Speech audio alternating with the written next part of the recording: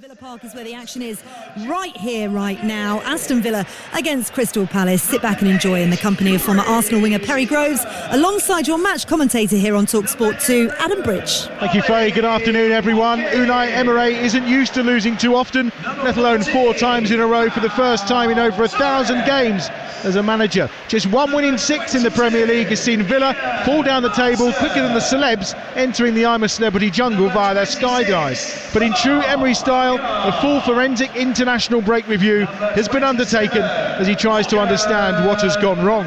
A combination of Champions League intensity, an injury crisis and arguably the sale of Douglas Luiz have all impacted their current form. Playing too deep, missing clear-cut chances and a lack of overall control is what needed addressing. Palace meanwhile have made another awful start to a campaign. Only Brentford and Saints have fewer points on the road. Winning only 1 of 14 without Eza makes him surely the new Wilfried Zaha for Palace. But victory here in the League Cup a few months ago may just give them a little bit of hope. 4 changes for Villa today. Martinez is in goal, Bogard, Carlos, Powell and Maatsen across the back. It's McGinn, Tielemans and Barkley in midfield, with Bailey and Rodgers supporting Ollie Watkins. As for Palace, 2 changes for them. Henderson's in goal, Chalobah, Lacroix and Guéhi across the back, Munoz and Mitchell the wing backs, Devaney, Hughes and Decore in midfield, with Sarr and Mateta leading the line. We're off and underway under grey leaden skies on a windy, damp old day in Britain's second city, and it's Aston Villa who will be defending the Holt end away to our right hand side in the opening 45 minutes, and Perry Groves, very important here for Palace to make a fast start, you would feel. Yeah, very much so. Just got to make sure they try and take the sting out of the game. I'm just looking at Aston Villa, wonder where John McGinn was going to play. Looks like he's going to play on the left of the 3 behind Ollie Watkins, with Morgan Rodgers in the centre and Bailey over on that right hand side. And for Crystal Palace, as we thought, going to set up in that 3-4-2-1 formation with Sarr and Devaney just trying to support Mateta up front. Devaney, of course, got his first Premier League start in that game against Fulham, which ultimately ended in that 2-0 defeat. Hughes was, of course, absent that day through suspension. Tightrope being walked here today by Munoz as well. He's already had 4 yellow cards this campaign. The only other person close to a suspension is Unai Emery, who's had a couple. Yeah, he's a little bit lively, isn't he, in the technical area? Do you see him on the edge of his technical area at the moment? He's always very active, shall we say. That's the best way probably to describe him. Animated? Yeah, animated is good too. He celebrates the highs, but he also is happy to show his frustration with some of the lows. And it's a fairly quiet start to the game here, isn't it? I know we're only 90 seconds in, but neither side really going at it with any great tempo. It seems a little bit lethargic. Yes, it has been a little bit sort of stagnant. I'm just looking at Unai Emery and Oliver Gazan. You think they found each other up and said, "What are you wearing, son?" I'm going to wear a black puffer, but I think I'll go for the white trainers. Yeah, that's the big change. Normal shoes for Emery and white trainers for Glasner. And we're talking about that footwear because there's not really a lot going on the pitch, although Tielemans is trying to get things going here for Aston Villa down this left-hand side into Maatsen, who's into his 10th Premier League appearance of the season, but a first start for Aston Villa following his move in the summer, of course, from Chelsea. Now here's Mateta out wide on that left-hand side, not really where you'd want him to be, but he wins his side of throw. That's one thing we said about Villa being sloppy. Diego Carlos was under no pressure whatsoever, just gave the ball away to Will Hughes and Decore are very tight in Palace in midfield, and when they're out of possession, Crystal Palace, they're going back into basically a flat back 5 with 4 in midfield, and they're just leaving Mateta up front. Early ball into the box looking for Ismaila Sarr. He couldn't quite get there. Hughes wins the cushion header, and it's away by Pau Torres. First time to try and find Watkins on halfway. Safely through with Henderson away to our left hand side though for Crystal Palace, who, as we say, about a wretched start to the campaign. 3 goals only from open play, Perry. I mean, that's awful. Well, obviously Elise going to Bayern Munich, and Eritse Eza, as you mentioned before, he's been carrying a few injuries. We used to say it about Zaha with Palace, didn't he? If Zaha wasn't in the team, they wouldn't win. Looks like Eza now is he's taking that mantle. And Adam Wharton as well has been pivotal for Palace. You know, he gets control in that midfield. Just looking at Crystal Palace there, out of possession, when Pau Torres tried to get the ball into Ollie Watkins. Oh, here's Sarr through against Maatsen. Sarr towards the edge of the penalty area. Still going, Ismaila Sarr with a chance to finish, and he does! Ismaila Sarr with his first goal for Crystal Palace. and he scored inside the first 3.5 minutes of Villa Park. It's a wonderful breakaway. It was a foot race between him and Ian Maatsen, and he's put it past Emi Martinez beautifully into the bottom left-hand corner in front of a stunned Holt end away to our right-hand side. Brilliant start for Palace, brilliant start for Oliver Glasner, and a first goal in the Premier League for Ismail Assar in a Crystal Palace shirt. It's Aston Villa 0, Crystal Palace 1. Adam, you mentioned Oliver Glasner. I looked over him, he's in disbelief, he's in complete shock, because he just build up from Palace on their left-hand side. Mateta comes short, no one's with him, he turns, it's a great ball inside Maatsen for Ismail Assar, who's come off that right-hand side. His first touch is excellent, because then Maatsen can't then get to the ball, and then it's can he keep a cool head.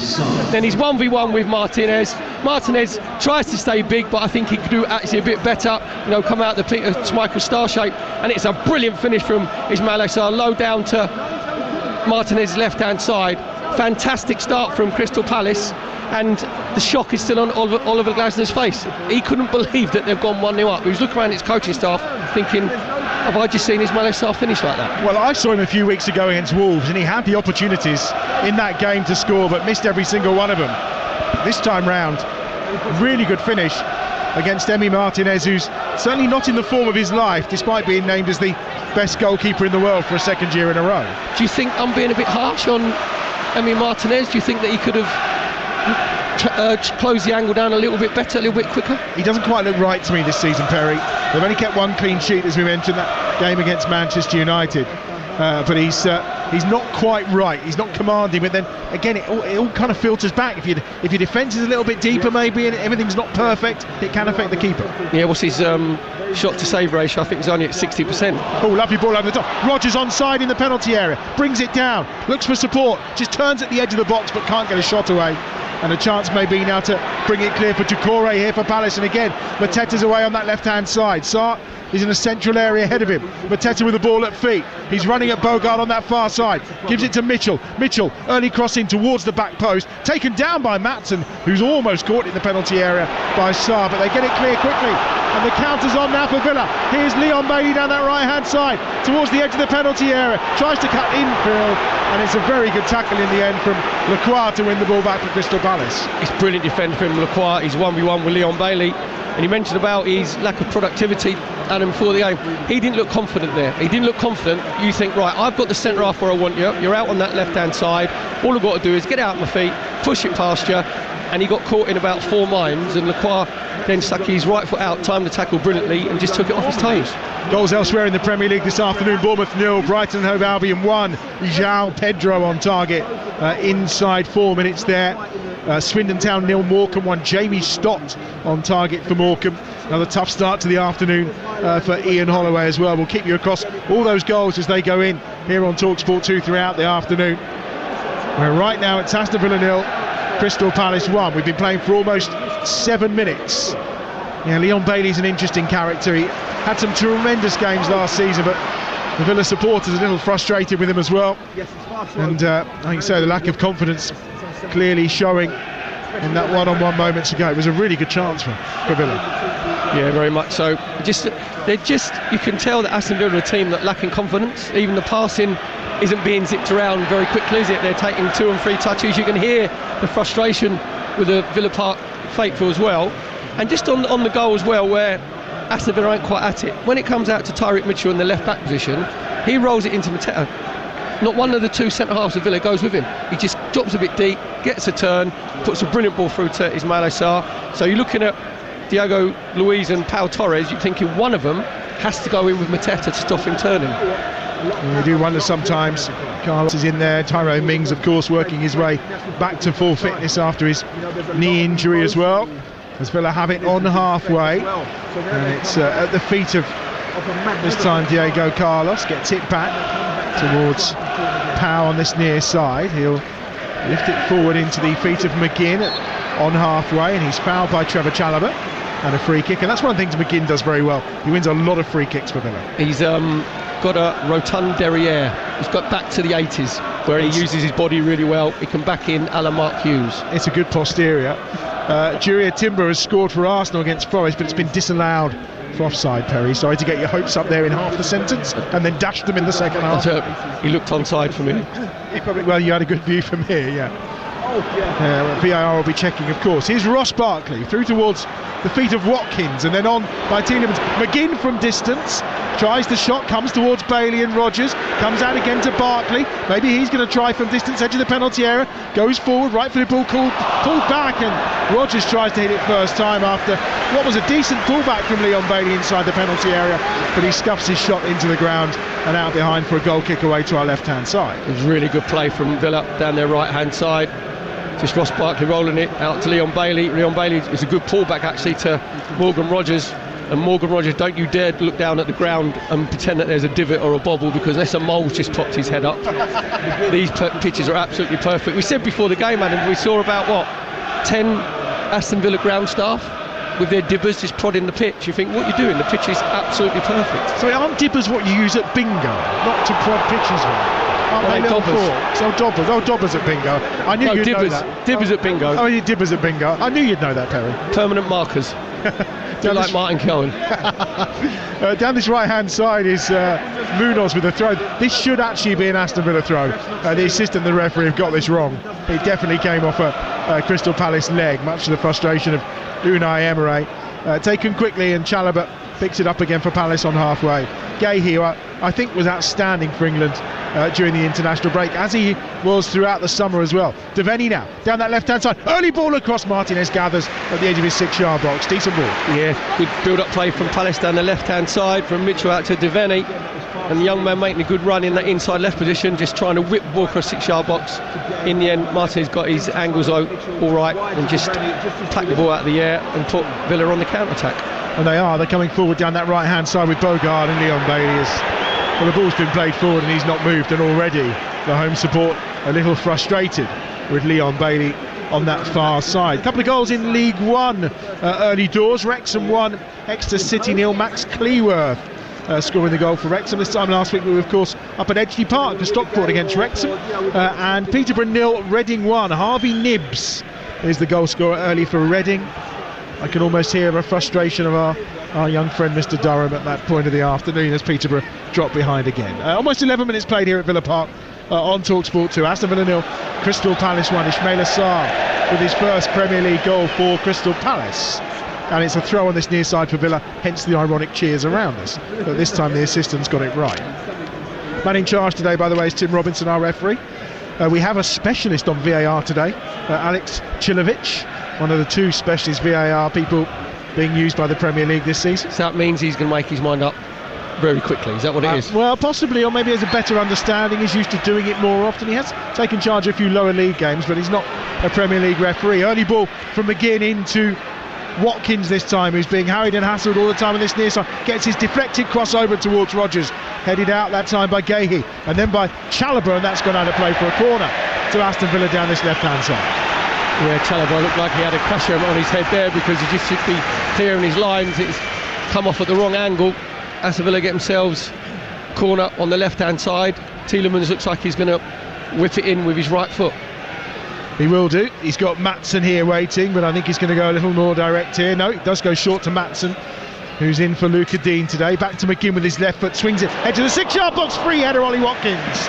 And he puts it over the bar.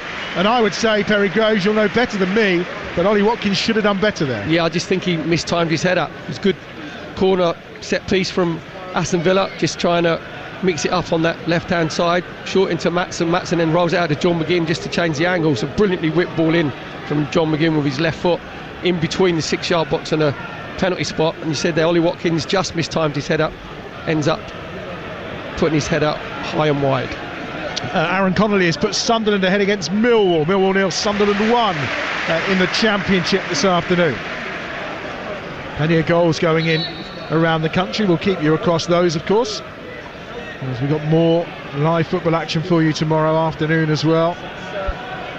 From the Championship, Swansea playing tomorrow afternoon. Should be a cracking game here on Talksport 2, that one. And we've got Premier League action for you Monday night as well. Swansea Leeds tomorrow, and that's from 3 o'clock here on Talksport 2. And then on Monday night, of course, Newcastle against West Ham from the Premier League. And we've got Port Vale against Crewe, local derby from League 2.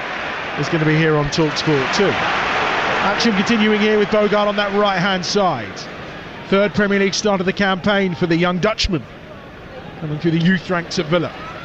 And he's gone all the way back to his back line. And it will be picked up by Emi Martinez. What Palace have done really well, when the ball comes into Morgan Rogers or Ollie Watkins, doesn't matter whether it's Chalobah, Lacroix or Gahey, they make sure that they're first to the ball. They just make sure they're getting little nicks in front of Watkins or Morgan Rogers, and that means that Aston Villa then can't get their passing movements going.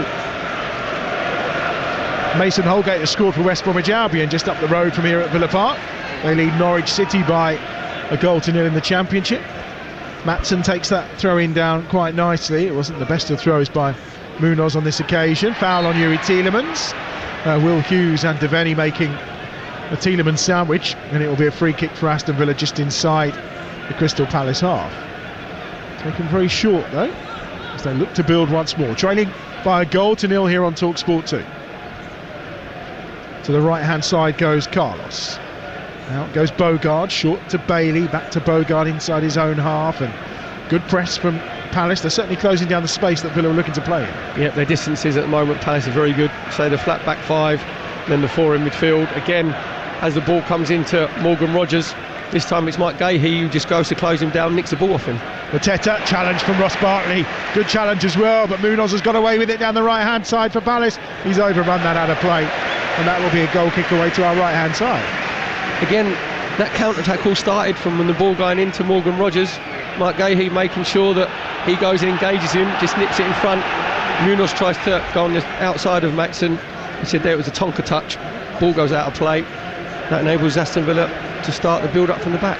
In the Premier League, Arsenal lead against Forest at the Emirates. Bukayo Saka, the goal scorer. Here come Villa looking to try and pull themselves level in this game towards Watkins. Watkins does well in the box, pulls it back to McGinn.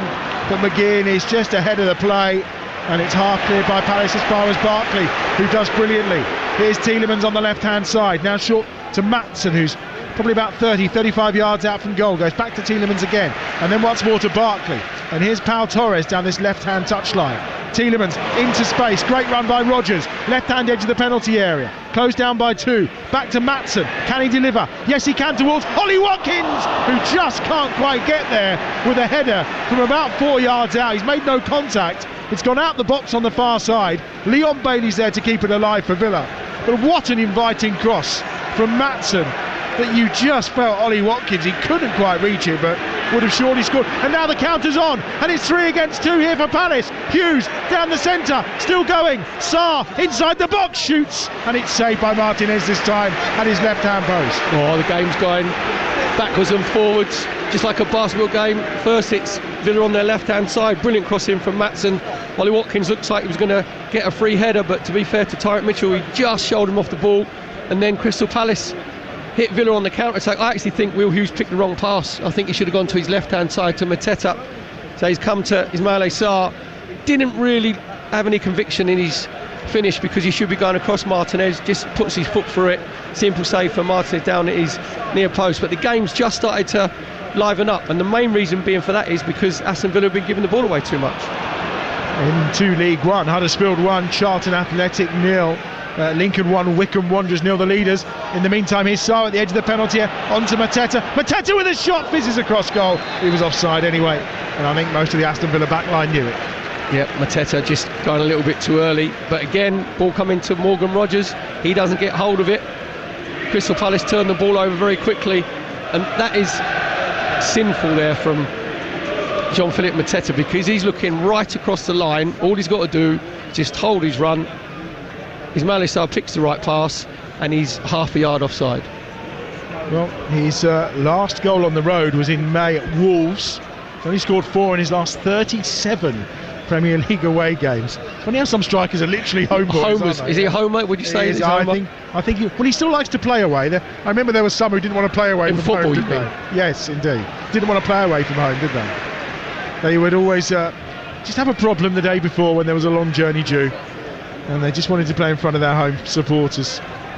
And I think that's the case with Mateta when it comes to scoring anyway. He likes the comforts of Selhurst Park. Known in the trade as the Hartlepool hamstring.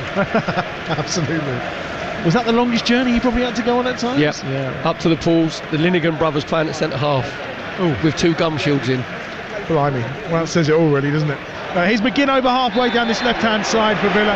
Fouled yet again by Chalobah. Now that is probably about the 3rd time already Chalobah has committed a foul, but no yellow card on the trotting up process from Robinson yet. Here's Matson again. Oh, it's another great cross, but it's too much on it this time. Bailey will try and keep it in on that far side, although he's closed down and he loses out to Mitchell, who then tries to transition play quickly to Mateta. Back in field to Hughes. Hughes out to this left-hand side, and Sarr was the target, but Villa had just about got themselves back into some sensible order defensively to look after that ball. At the moment, you'd say that in the defensive third for Crystal Palace, they're winning all their 1v1s. You know, you looked at the ball going into Leon Bailey there. Tyrek Mitchell's really tight up against him, manages to have an interception, but then unfortunately Will Hughes gives the ball away straight back to Aston Villa. Watkins trying to get on the end of a little toe poke there from Rodgers, but he couldn't beat the defender with it. You're listening to Aston Villa against Crystal Palace on Talksport 2 with Sky Sports. Don't forget you can stream the biggest Premier League games available with no contract on now, like Man City against Tottenham. Live today, search Now Sports. Of course, we'll keep you across that game over on Talksport during the game day phone-in later from 5:30 today. I think on your travels up today in the build-up to the early kick-off today between Leicester and Chelsea. But there was a particularly funny sketch with Jason Cundy and Jamie O'Hara about playing Spurs and how that's the cure for a bad run of form, which is what City will be hoping for today. It was excellent, I have to say. Out of play on the far side, a throw-in for Aston Villa, 10 yards inside the Crystal Palace half. Taken short, and it's Carlos who goes forward to Ross Barkley with very bright orangey pink boots on today. Here's Matson, another who's following that fashion trend. Here's McGinn, clips a ball to the edge of the 6-yard box from down this left-hand side, and it's Henderson who's performing particularly well this season. He comes to gather quite comfortably. Yeah, I think it was just the wrong choice across there from Matson. Again, really good play on Aston Villa's left-hand side. Little give and go from John McGinn and Matson. John McGinn just trying to whip the ball in, just a little bit too floated. He should be just whipping it with his left foot along the 6-yard box. 21 minutes played on Talksport 2. It's Aston Villa 0, Crystal Palace 1 in your live and exclusive Premier League commentary this afternoon. Wales, of course, as we mentioned, going in elsewhere in the Premier League. Brighton ahead against Bournemouth, Arsenal ahead against Forest, and here it is Crystal Palace in the ascendancy as things stand. We are back here on Talksport 2 on Wednesday night. Huge night in the Champions League coming up for Aston Villa after having made the perfect start, that 1-0 defeat against Club Brugge, just denting their record, and then we have Juventus in town next on Wednesday night. What an occasion that will be. And they're sharing the airways with that night over on Talksport with the Liverpool, who are in action on that evening too against Real Madrid. They've given the ball away here. Mateta in towards Sarr, but that's a great recovery from Barkley, who tried to get it clear. There was appeals for handball, and it cannons back nicely for Villa on this left-hand side. Poor ball from Torres, well read and met that time by Lacroix. Again, when it's coming into Morgan Rodgers, he's dropping a little bit deeper. Lacroix's the one who follows him in. Couldn't quite get hold of the ball. Happened just a bit earlier as well with Diego Carlos. Just tried to fire the ball into Ross Barkley. Bad pass selection. That enabled Will Hughes to just nip in. So Palace, what they're doing very well at the minute, they're just making the game very bitty and very stagnated. There's another foul there. The fury of the Palace fans on the far side here at Villa Park. And it's going to be a free kick to Aston Villa, midway inside the Palace half. It's Hughes again with a foul, this time on Rodgers. There's a bit of shirt pulling going on, isn't it? Yeah, but it's a foul. Not every foul is a yellow card, is it? No, so absolutely. As Rodgers just tried to get away from Will Hughes just tried to get his right foot across him, just catches his ankle. It's a foul. To be fair to Tim Robinson, he just says, yep, foul, get on with it. No yellow cards been dished out at the minute. Peter K. Rain is falling here. That stuff that went you right through, isn't it? Very light stuff, but very persistent. And my notes are getting drenched. There's no two ways about that. It's like when you're in the cafes in Marrakesh when they put all the mist out, don't they? You sit there. I've not been to Marrakesh, but I'll take your word for it, Barry. Here's Tielemans, short, he goes to McGinn, and McGinn back to Tielemans again. Tielemans is 25 yards out from goal, right hand side. On that far side is Bailey towards the byline, cuts it back to Tielemans again, on his right foot. Now Tielemans will deliver, swinging ball towards Watkins. It's Chalobah who gets the final head on it and puts it out on this near side for what will be another corner to Aston Villa. It's a great ball from Tielemans on the right hand corner, the 18-yard box, again just whiffing it into that danger. A really good defensive play from Trevor Chalobah, this time making sure that he just lets the ball go off the top of his head out for a corner for Aston Villa on the left hand side, to be taken by Tielemans. Fulham lead against Wolves. Alex Iwobi on target at Craven Cottage. Wolves who got their first win of the season last time out, of course, against Southampton. Tielemans swings that one across to the edge of the 6-yard box, ricochets around, and I think it was arriving at the back post was Rodgers, but couldn't get a touch on it. Cleared away on that far side to Bogart. Now picked up once more by Bailey on that far side. The Jamaican just trying to turn, the former Bayer Leverkusen man, should I say, trying to work his way through, but in the end it's out for what will be a throw on that far side to Villa, taken short. All the goals going in. Oxford lead Middlesbrough by a goal to nil. Preston are one up against Derby, and Stoke have taken the lead down at Queen's Park Rangers in the Championship. Left-footed ball in for Maatsen. It was into a string of yellow shirts that were gathered around the penalty spot. Now maybe a chance to break on the counter, but that's a fairly hefty ball played that time by Munoz. It was way ahead of Sarr and Mateta, and it's safely gathered by Villa at the back. Drop my inane stat of the day. You said Stoke just got one up against QPR. Yes, please. QPR have spent just 5.2% of their championship matches leading this season. So obviously that's now gone down to 4.2. Yes, very good maths. Well done. Thank you. Is that the only inane stat, or have we got more? Oh, there's loads. Oh, excellent. To be fair to Palace, only West Ham have led in the Premier League for less time. And they're doing themselves a world of good today. We don't just throw this together, do we? Do you know what I mean? Listen, we're always working, Perry. We never stop absorbing information. We're like sponges, you and I. Just like the rain. Yeah, indeed. I just can't read half of my notes because they've gone all blotted by the rain. I'm thinking I might have to start going digital. It could be the future. On that left-hand side, here come Palace. Gahey. He's just being kind of held by Rodgers to deny him the chance to get the ball away for Palace, and drops it in midfield where it's picked up by Will Hughes, and then comes short once more to the right foot of Doucouré, who clips a ball over the top. Bogart is forced to go back towards his own goal. Tyreek Mitchell putting the youngster under pressure, and Tyreek Mitchell winning the ball on that far side, but illegally, according to Tim Robinson, and the ball goes out of play for a throw on that far side to our free kick, should I say, to Aston Villa. It's currently Aston Villa 0, Crystal Palace 1. And for the latest odds, head to William Hill, the official betting partner of Talksport 2's Premier League coverage, where right now you can get Aston Villa 19-10, Crystal Palace are 11-8, and the draw is 9-4. That's all thanks to William Hill. 18+, be gambleaware.org. Maatsen has it for Villa on the left-hand side. 26 minutes played at Villa Park. Palace leading by a goal to nil. Tielemans, lovely clip ball over the top. Watkins goes charging in. Chalobah's done brilliantly to bring it down, but Watkins is offside anyway. And it will be a free kick for Crystal Palace. Yeah, Ollie Watkins just making his run a little bit too early there, trying to get himself inside Trevor Chalobah. In the end, Chalobah did really well and got himself back and just hooked the ball away. There was just a bit of frustration earlier when Crystal Palace were in possession. It was Chalobah had the ball and he played a raking ball out to Tyreek Mitchell, and the frustration from the Villa fans was that no one went to close him down. So Villa haven't got that intensity, you know, when they're at their pomp last season where they go 15 wins on the trot. Out of possession, they were like terriers, you know, they were putting the opposition under pressure. That's not happening here at the moment. Peterborough have gone 2-0 down. Harvey Nibbs with a second for Reading at the Western Home Stadium. I think Harvey Nibbs will be at Harvey Nicks later on today if he carries on and gets a hat-trick.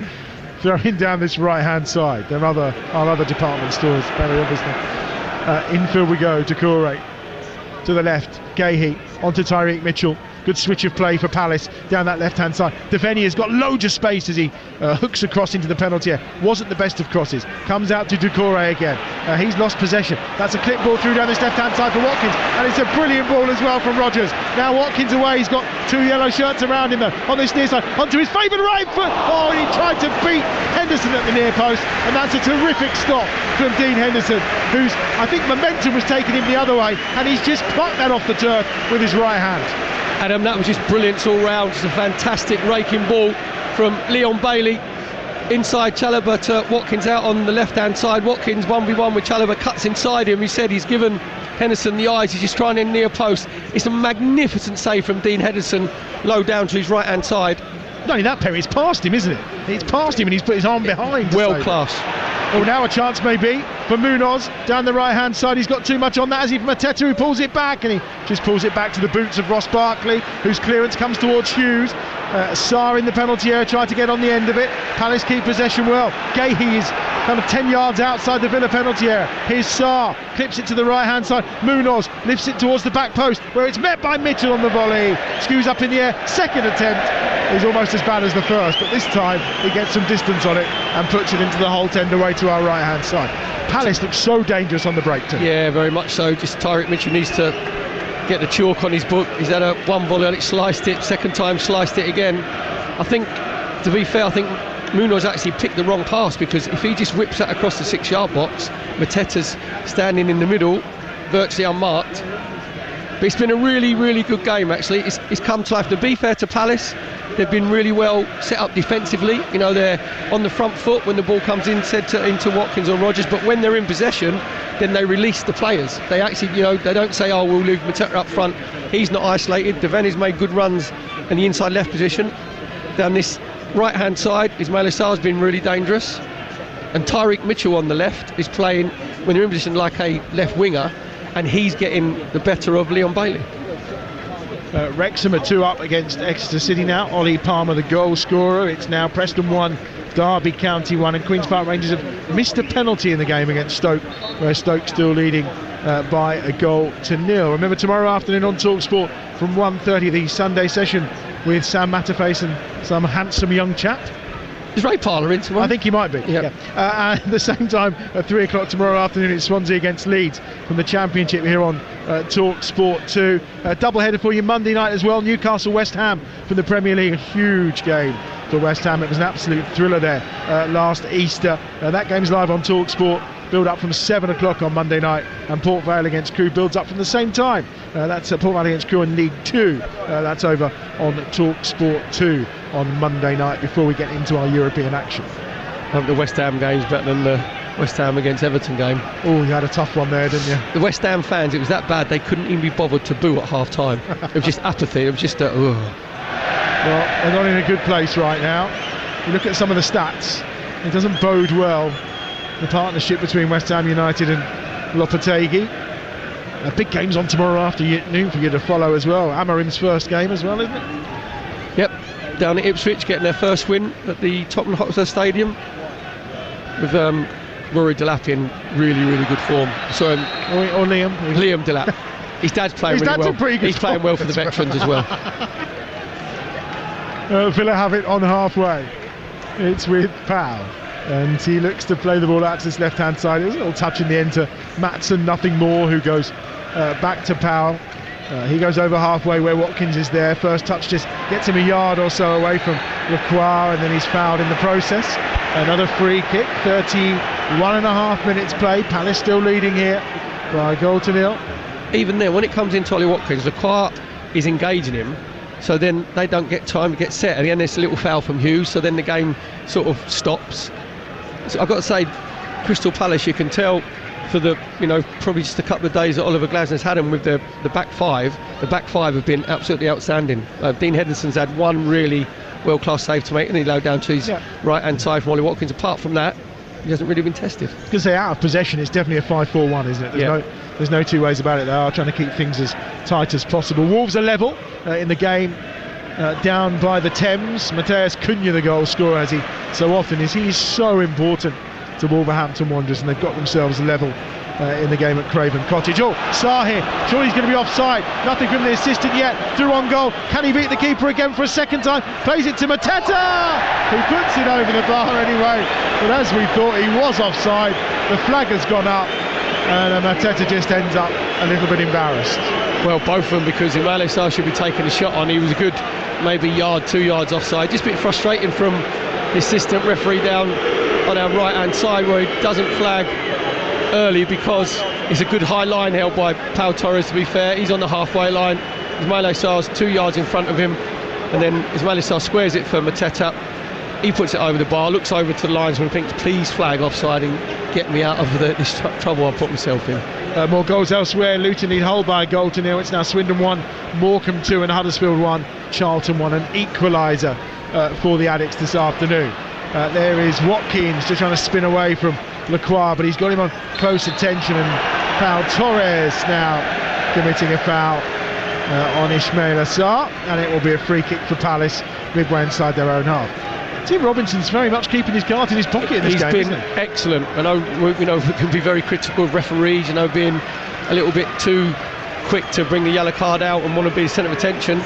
Tim Robinson, I hope he lets this flow as he has, because sometimes this happens, Adam, and then in the second half, then the referee books someone for something innocuous because he thinks that's what I've got to do. But he's refereed this game brilliantly. Just have a little word with Pau Torres to say, look, I've seen you come in a little bit late on Ismail Assar. Your card is marked. Yeah, Ismail Assar's bottom has been marked. I think that's the problem there. You're listening to Aston Villa against Crystal Palace on Talksport 2 with Enterprise Rent-A-Car. Enterprise has vans of all shapes and sizes, so if you've got a plan, they've got a van. Free kick for Palace, 15 yards short of halfway. Lifted forward by Chalobah to the edge of the box. Mateta's there and tries to take it down, but Villa gather possession with Barkley. And now here's McGinn on this left-hand touchline, immediately closed down by two, but he plays a lovely ball infield to Tielemans, who's in space, who gets on his way to Morgan Rogers, the man who got a couple of England caps to his name, of course, during the international break, and is having a terrific season. He loses out, and again his first touch there is awful. He's given the ball away to Sarr, and here come Palace. Devaney, he's got Mitchell outside of him, goes short instead to Gahey. Now to Mitchell down that left-hand side. Devaney's continued his run. He's got the other side of Bogart, but Bogart just retrieves the situation and managed to let the ball run out of play. What will be a goal kick to Aston Villa. And we've got 10 minutes left of the first half here on Talksport 2, and it's still Aston Villa 0, Crystal Palace 1. Yeah, Devaney making that run again on the inside left position, just slightly overhit from Tyreek Mitchell. But again, with Crystal Palace, when they win possession back, they've been very, very adventurous. Again, trying to charge forward is Rogers once more, but two yellow shirts managed to take the ball off him. Here's McGinn, clips through to Watkins. Watkins, can he get there? He's round the keeper. Ollie Watkins for Aston Villa. And Villa Park erupts. They are level 10 minutes before half-time. And Ollie Watkins' goal drought in the Premier League comes to an end. It's a brilliant finish round the keeper. And Aston Villa have got themselves level. It's Villa 1, Crystal Palace 1. It's a brilliant ball from John McGinn, brilliant finish from Watkins, and brilliant refereeing from Tim Robinson, because there was a foul earlier on in the move in the centre circle. Tim Robinson just may play on. It's a great ball from John McGinn, releasing Ollie Watkins. Ollie Watkins just has a look at Trevor Chalobah. He makes sure that he doesn't make his run too early. And then as Dean Henderson comes out, Ollie Watkins just keeps his composure. His first touch with his right foot goes round Dean Henderson, just rolls it into an empty net with his left foot. Just really good play again all round. But I have to say, Dean Henderson, we've been very complimentary. I think he's been a bit rash. I think he's come out a little bit too quickly. He's dived at Ollie Watkins' feet on the edge of the 18-yard box. That makes his mind up. We're having a VAR check for offside, but that's not offside. We've seen it, Adam, because Ollie Watkins has timed his run. Ollie Watkins knows that he's onside. Yeah, goal stands. I'm not too sure why they even needed to bother, really. We've got a perfect view here, and it is a goal for Ollie Watkins, his 6th of the season, all of which have come in the Premier League. He's yet to find the target in the Champions League for Aston Villa, but he's on target again. How can they respond? Ismail Assar fires a shot from a tight angle right edge of the penalty area. He was probably about 5 yards inside the box, tight angle, and he's just fired it over the top of Martinez's crossbar, and that's come straight from the kickoff. Okay, just Aston Villa just switching off. But we mentioned about John McGinn as well, didn't we, Adam, before the game? I think he's better centrally. That's exactly where he just popped up. It's a brilliant ball with his left foot, perfectly weighted pass, because it made up Ollie Watkins' mind, because he got himself inside Chalobah. So I think Dean Henderson, the Palace goalkeeper, was a little bit too rash, because he comes running out, commits himself, he makes up Ollie Watkins' mind. Well, we did say that we hoped Alex Chilovic would make quicker decisions on VAR. 27 seconds that took, so maybe he is going very quickly. To be fair, we took 2.7 seconds. We did, indeed. Throwing on the far side for Crystal Palace. And John McGinn celebrating his 250th appearance in an Aston Villa shirt today with a lovely assist for that goal for Ollie Watkins. 27 goals in all competitions as well he's contributed since he was signed. Here they come again down that left-hand side, Crystal Palace towards the edge of the Aston Villa box, but dispossessed, and now a clip over the top again, trying to look for Watkins round the back, but Lacroix is alert to the danger, and he has been 2 or 3 times to stop Ollie Watkins breaking away into one-on-one situations, but it's dangerous. All it takes is for him to maybe miss that pass. Oh, now a chance maybe for Rodgers. He's got Bailey to the right-hand side. Bailey at the edge of the penalty area. Bailey with a shot. Oh, he's hit the frame of the goal. Leon Bailey has yet to score a Premier League goal this season, and he's hit the woodwork. It's out with Tielemans now on that right-hand side. Bailey again, right edge of the penalty area, just teasing on that left foot. Clips it down the line. Bogard, that's gone out of play, and that will be a goal kick for Palace away to our left-hand side. Yeah, another good move from Aston Villa on the counter-attack. Ball gets itself out to Leon Bailey on this right-hand side. Just excellent play from Morgan Rodgers. Leon Bailey, I think he actually should be crossing it, because Ollie Watkins is completely unmarked round about the penalty spot. He decides to take a shot on his right foot, sort of slices it, comes across it, crashes back off the crossbar, and Palace breathe a huge sigh of relief. In the Championship, Oxford 1, Middlesbrough 1, an equaliser for Michael Carrick's side. Scoreline replicates what we've got here at Villa Park as we head to the 40-minute mark on Talksport 2. Aston Villa 1, Crystal Palace 1. Emi Martinez inside his 6-yard box. Well, Matson's done brilliantly, because that was a terrible pass from Martinez, and he's kept that in with his head, and now allows Villa to try and build an attack through Ross Barkley. His clip ball to the right-hand side towards Bogard. He just tried to shovel it with the outside of his boot, and Palace able to get a slight touch. Back with Martinez again away to our right-hand side. 1-1 here. Elsewhere in the Premier League, Arsenal lead Forest by a goal to nil. Still Bournemouth 0, Brighton 1, and it's still Fulham 1, Wolves 1. Everton against Brentford is goalless, and again it's another clip ball towards Watkins, cleared by Lacroix, only as far as Rodgers, to the feet of McGinn, laid off to Tielemans. Matson now down this left-hand side for Villa, they're midway inside the Crystal Palace half, just trying to forage a way through. It's McGinn again, uses that derriere of his to just hold off Chalobah, and spins again brilliantly. What's the cross going to be like? He's going to give it short instead to Matson. Can't quite whip that ball in, but Tielemans is waiting for it. And again they find Tielemans. Bogard is in space on the right should they wish to shift play, which they do. Bogard into the feet of Rodgers. Not the best of first touches, but now Bogard down that right-hand touchline, skipping away, does very well. Bogard still going towards the edge of the penalty area. He's got Bailey, he cuts it across to him. Bailey goes down in the box. No touch involved there, and Palace get it clear up to Mateta. And Mateta now holding the ball nicely, shakes off the challenge of Carlos, then clips the ball down this right-hand side for Munoz. Munoz against Torres. Pau Torres is across, and he puts the ball into touch for a throw to Crystal Palace. Yeah, it's really good play from Will Hughes. He had to make sure that his timing of his tackle was perfect on Morgan Rodgers, exactly what it was. And then every time the ball's come into Jean-Philippe Mateta, he's held the ball up, Adam. He's been excellent up front for Crystal Palace. Just gets a good turn on with his left foot, clips out to Munoz. Needs to put it in the space rather than try and pick out Munoz, because he puts it in the space. Pau Torres isn't the quickest. Well, it says they are checking a possible penalty here on Leon Bailey, who's now gone down for a second time, this time outside the box on his knees. Oh, there's a foot in there from Will Hughes onto the back of Leon Bailey's left leg. That's a penalty. I know, is it Alex Chilowicz who's the VR specialist, because Will Hughes, I thought it was a brilliantly timed tackle. He's actually trod on the back of Leon Bailey's standing foot. And Tim Robinson is being called over to the monitor on that far side. Well, first look like for Tim Robinson, I didn't think it was, but Will Hughes, his studs are on the heel of Leon Bailey, and I don't think this is going to take Tim Robinson too long to make a decision here. Yep, it's a 100% penalty. So Will Hughes is the wrong side of Leon Bailey, and he just tries to nick the ball in front of him. Just looking at Will Hughes, just taking a drink out of his water bottle and throwing it down. He knows that it's a penalty because he's trod on Leon Bailey's standing foot. And again, good work by Alex Chilowicz, the VAR. Quick decision. He's immediately said to Tim Robinson, over you go. He knows what he's looking for.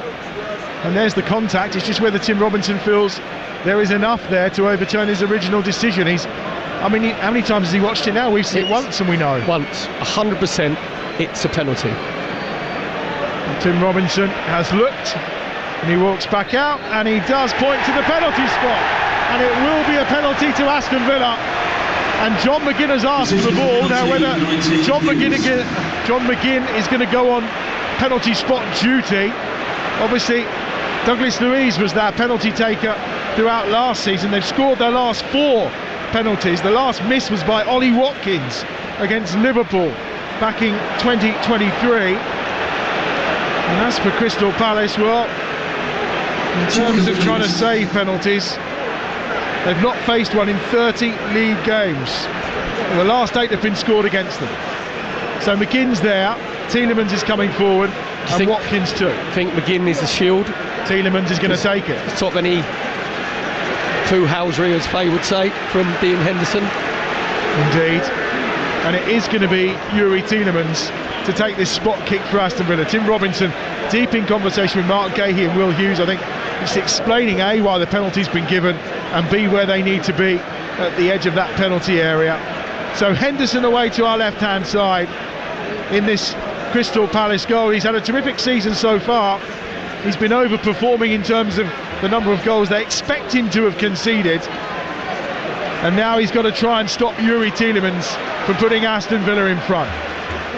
Henderson bounces on his line, all in green, away to our left hand side in front of that north stand. Tielemans has got a run up here of maybe 3 or 4 paces, which he steps up, and it's saved by Henderson. It was high to the left hand side, the perfect height for a goalkeeper, and Dean Henderson's terrific Premier League season continues because he's denied Yuri Tielemans from 12 yards. What a save from Dean Henderson. He said there, Tielemans just opens his body up. Actually, I think he telegraphs it because of his body shape. Henderson knows which way he's going to go. Full left save, massive left palm from Dean Henderson. Just blows a kiss to all the Crystal Palace fans. There are 5 minutes added on at the end of the first half here at Villa Park. 1-1 it remains. Bailey, corner on the far side, short to Tielemans. Back out to Bogart. Here's McGinn. McGinn's going to lift it inside the penalty area. Matson's come round, header across towards the penalty spot. Half cleared for Crystal Palace. And now may be a chance to break. Sarr's away down the right hand side. Ismaila Sarr towards the edge of the penalty area. First couple of touches, angles wide, catches across towards Mateta. Devaney for Crystal Palace. Justin Devaney, only his 2nd Premier League start, and he has his 1st Premier League goal. And Aston Villa have been caught on the counter-attack yet again. Just moments before, Tielemans' penalty saved, and Palace, from the resultant corner, go up the other end and score and put themselves back in front. We've had a minute of 5 added at the end of this first half, and it's Crystal Palace who are in the lead. It's Villa 1, Crystal Palace 2. This game's had more swings in my local playground. Brilliant play from Crystal Palace. Said it's a corner for Aston Villa on the counter-attack. Mateta just gets the ball turned, picks the right pass out to Ismaila Sarr on the right-hand side. I thought his 2nd touch took him a bit too wide. He then crosses it back for Mateta. Mateta slides in, he misses it. Devaney comes in on that left-hand side. What a cool finish from the young man for his 1st ever Premier League goal. Just with his right foot, just puts it back across Emi Martinez.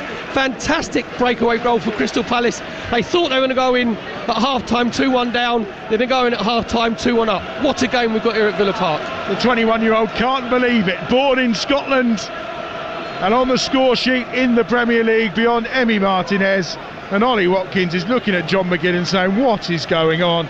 Just 11 seconds from the Palace penalty area to the goal. Extraordinary from Crystal Palace. And Aston Villa, well, one of the things you first said to me today when we got here was, how are they getting done at set pieces and leaving no one on the halfway line? Again, there was nobody in the vicinity of that centre circle, Perry. It is such a dereliction of duty from not just the set piece coach, but the whole coaching staff, the players on the pitch. Because as I said before, even if you're an under 10 coach, and 10, you have, when your team's got a corner, you have one of your defenders, normally a centre half, will stand on the halfway line. Aston Villa don't do it. Oh, here's Sarr again in a dangerous position towards the edge of the penalty area, tries to slip that through to the run that was being made inside the penalty area by Doucouré, but Nothing doing now. McGinn down this left-hand side. Tries to slip in Watkins. Watkins could be away here. Bailey and Rogers are in the middle. Watkins inside the penalty area. Just teases. Still going to the edge of the 6-yard box. And great defending again by Maxence Lacroix. And boy, did he love the fact he's put that out for a corner. Maxence Lacroix has been absolutely outstanding in this first half. You've got the Crystal Palace fans behind Dean Hudson's goal. Said there, just a massive roar from Lacroix. He's got to make sure now that himself and his Crystal Palace defenders see this corner out. Tielemans is going to whip it in. Palace go zonal across that 6-yard box. Here's the corner. Tielemans on this near side. Oh, look, no one's back again, Perry. Martinez is at the edge of the centre circle, and that's it. Here's Tielemans swinging it towards the back post. It's half cleared away towards McGinn, who's going to hit it on the half volley, and he's made a right hash of that and sliced it out. What will be a goal kick away to our left-hand side. You know, what's the definition of insanity? You do the same thing over and over again and expect a different result. Exactly. What are Aston Villa doing, obviously, when they're getting corners and free kicks in offensive areas? And if I was Oliver Glasner, I'd have one of my Crystal Palace players and I'd go and put him and stand him right on where the halfway line meets the touchline, just to twist their melons and, you know, create a few more problems. Unai Emery there stroking his chin in the technical area down below.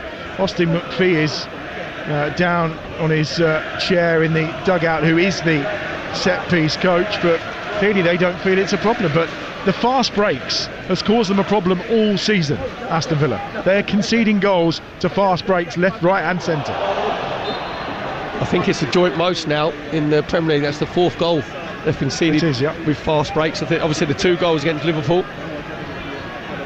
But you have to say, hats off to Crystal Palace, Adam, because we set out of possession, they committed men forward, both their goals, it's exactly what they've done. It's Ross Barkley at the edge of the centre circle, out wide to this left-hand side. Matson's there. He's met on this near side by Munoz. It's McGinn who's trying to keep the ball, but he's lost out this time to Chalobah. The ball is cleared hurriedly by Oliver Glasner's side. It's up towards Martinez, who just gives it short again to Carlos. And he'll now try and give it to Torres. Torres has it just inside the Palace half, and very slow movement, and the cries from the home supporters. They just want to get the ball forward. We've had over the 5 minutes added on by referee Tim Robinson, and there's some boos around Villa Park at half time here, and it's no great surprise. Ismail Assar giving Palace a very early lead in a foot race with Ian Matson, which he won quite comfortably, to put it past Emi Martinez. Villa getting themselves a level courtesy of Ollie Watkins with a lovely finish, back on the score sheet with his 6th Premier League goal of the season. Youri Tielemans then misses a penalty after Leon Bailey, who'd hit the woodwork ahead of that, was fouled inside the penalty area by Will Hughes. It was a terrific save from Dean Henderson away to his left-hand side. And from the resultant corner, Palace went up the other end, and it was a first Premier League goal for Justin Devenny as he swept it past Emi Martinez after another break by Ismail Assar. What a 45 minutes of football here at Villa Park. More of the same, please, in the second 45. Half-time here, it's Aston Villa 1, Crystal Palace 2. Well, that has been great fun, hasn't it? For sure. What a brilliant game we've got on our hands here. And actually, you both mentioned in the build-up to this game that Luca Dean could be a real miss for Aston Villa, and it's certainly panning out like that with Ian Matson on the left-hand side for Villa, really struggling to contain Ismail Assar, who's been involved in both of Palace's goals, Perry. Yeah, very much so. And I think what it is, Matson's okay going forward, Faye. You know, when he gets in the final third, his crossing's good, but he doesn't think about the what-ifs. What if, you know, we lose possession? What if we give the ball away? And so that Ismail Assar's had a field day down this right-hand side. I have to say, his goal, Faye, he took it brilliantly because he's got a long time to think. You know, when you're running that far through and different thoughts go through your head, and he made his mind up early. It was a brilliant ball from Mateta, and he's been outstanding as well up front for Crystal Palace, holding the ball up, getting himself turned, you know, bringing the other players into play. And so Ismail Assar for his first goal for Crystal Palace in the Premier League, where he's 1v1 with Martinez. You've seen it, Faye. I don't know if I'm being a bit harsh on Martinez, but I think he could make it more difficult. I think he could make himself bigger, and Ismail Assar just goes low down to the left-hand side. Palace go ahead 1-0 after 3.5 minutes. Yeah, I think, well, Henderson's quite clearly been the better of the two keepers, I would say. Two brilliant saves, and one of them, of course, from the penalty spot. And I agree with you, a keeper of of the heights that Emi Martinez has, should have done better. I think he came out to try and close him down a bit too early, and he maybe should have stood his ground and backed himself to make the save. Yeah, very much so. It's like if you're coming, you've got to do the massive Peter Schmeichel sort of starfish shape, haven't you? And you make sure that you're like a big screen to try and get round, and he didn't really do it. He sort of, it's like a half and half scarf, wasn't he? He's sort of half there, then sort of half not standing up. But it was a brilliantly well taken goal from Mizali Sarr. And I have to say, Faye, the game has been brilliant to watch, and Crystal Palace have to take big credit in that, because they've set themselves up brilliantly defensively in that 5-4-1 shape. But when they're in possession and the ball goes into Mateta, they've got runners. They've got Ismail Sarr was stood on the right hand side, and Justin Devaney, the young lad, on the left hand side. He's been making really good runs in that left channel as well. And Villa had got themselves back into it again. It's like you two are soothsayers, I think, because you were also talking about John McGinn's positioning, and Villa's equaliser came from McGinn playing centrally, which is where you think his best position is, and he clearly showed that. Yeah, very much so. It's just about the weight of the pass. I've got to say as well, Tim Robinson, the referee, has been excellent in this first half. He's let the game flow. Obviously, he took the advice of Alex Tilovic, the VAR, for the penalty, which is right decision, and he played a brilliant advantage for the goal, because there was a foul in the centre circle, and he just hesitated. You know, when referees say give yourself that 2-3 seconds, exactly what he did. The ball goes to John McGinn. He plays it inside Trevor Chalobah. Ollie Watkins is on this left-hand channel. And Dean Henderson, Faye, has been brilliant in this first half, but again, I think that he's too rash coming out, because he slides in on the edge of the 18-yard box. Ollie Watkins, brilliant first touch around with his right foot, just rolls it in to an empty it with his left foot, gets Villa back into it 1-1. Redeemed himself though with that penalty save, brilliant left hand. To be honest, he telegraphed it a little bit, Tielemans, but you've still got to be able to have noticed the minute movement of the player on the penalty spot in order to make the save, and he certainly did that. It was brilliant. Right, we are going to head up to the Etihad, Perry, so go get yourself warm and dry. It's hosing it down, isn't it? And I can just watching Unai Emery, I feel cold and wet sitting in the Place havoc with your hair, face, and well, yeah, luckily I'm warm and dry. It doesn't normally happen on a Saturday afternoon. Back to you very, very shortly, but let's look ahead to tonight's Premier League action with Sky Sports. Stay ahead of the game on Talksport 2 with Sky Sports. Stream the biggest Premier League games, available with no contract, on now. Like Man City versus Tottenham, live today. Search Now Sports. 18 plus. Stream via internet. Terms apply. Talksport's Mickey Gray joins us to look ahead to Manchester City against Spurs. I can't wait for this game, Mickey. You must be so excited. How lucky am I, Faye, to be here? It's going to be an absolute cracker, isn't it? I mean, God, who would have thought? I mean, the form that Man City were in before the international break, that needs to change. And Ange Postecoglou, I mean, they've lost the last two games as well. So it's all out there today, and it's just going to be an absolute cracker. Do you know what? Normally in games like this, I'd say we've built it up too much. It's going to be goalless. But I can't see. I'm sorry, Spurs just don't keep clean sheets, do they? No. But there's a lot of pressure, it feels, on Ange Postecoglou at the moment. But Manchester City, you know, so many question marks over them and their form this season. But perhaps we'll see a bit more stability now that Pep Guardiola has signed a 2-year extension on his contract. Yeah, I think even walking into the stadium, 3 hours before kick-off, you could feel a little bit of a relaxation, you know, a bit of relief off people's shoulders that they know what the future is going to be, certainly for the next 2 seasons or 2.5 seasons under Pep Guardiola.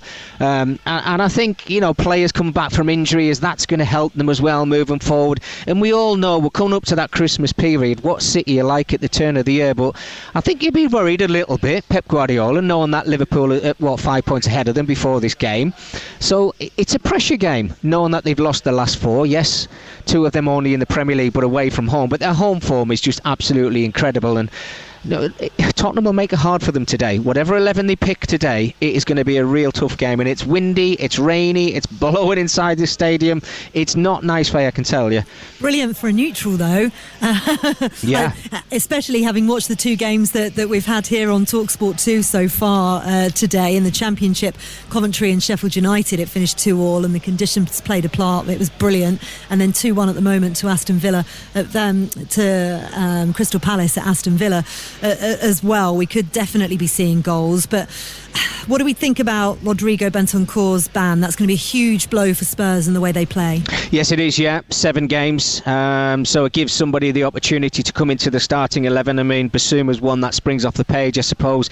You'd maybe look towards him. It might be a little bit of a change in system as well for Tottenham today. You never know, because I think, Ange Postecoglou's got to try something. He's got to try something a little bit different. I mean, you talk about keeping clean sheets, Faye.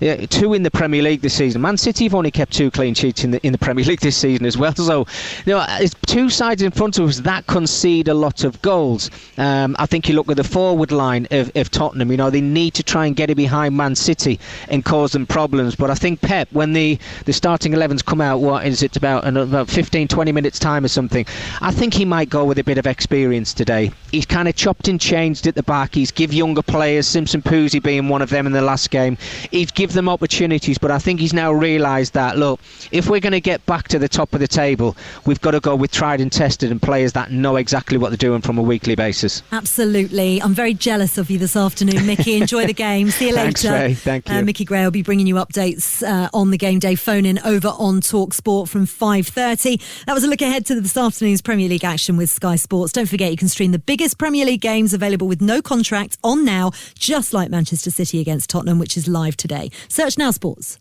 Stay ahead of the game on Talksport 2 with Sky Sports. Stream the biggest Premier League games available with no contract on now, like Man City versus Tottenham, live today. Search Now Sports. 18+, stream via internet, terms apply. This is Game Day exclusive on Talksport 2. Aston Villa looked to have turned things around at Villa Park, but Tielemans had his penalty saved, and seconds later, Palace scored their second of the match to lead Unai Emery's side by 2-1. Second half action coming next. Plus, we'll bring you the other halftime scores from across the Premier League and EFL. Talksport 2, official broadcast partner of the English Football League. Game Day exclusive on Talksport 2 with Sky Sports. Stream the biggest Premier League games available with no contract on now, like Man City versus Tottenham, live today. Search Now Sports. 18+, stream via internet, terms apply. $1.39 at McDonald's gets you a delicious cheeseburger. $1.39 at a concert gets you... Testing. McDonald's Saver Menu. Actually get your money's worth. From 11 a.m. Price and participation may vary. Price varies on delivery, subject to availability. Football is back and it's game on. Get the ultimate football coverage with the Sun's free pull-out goals. With the best writers pitchside for in-depth match reports, it's all about goals. And with unrivaled news from the Premier League to League Two, it has to be goals. Stay up to date on all the latest football action.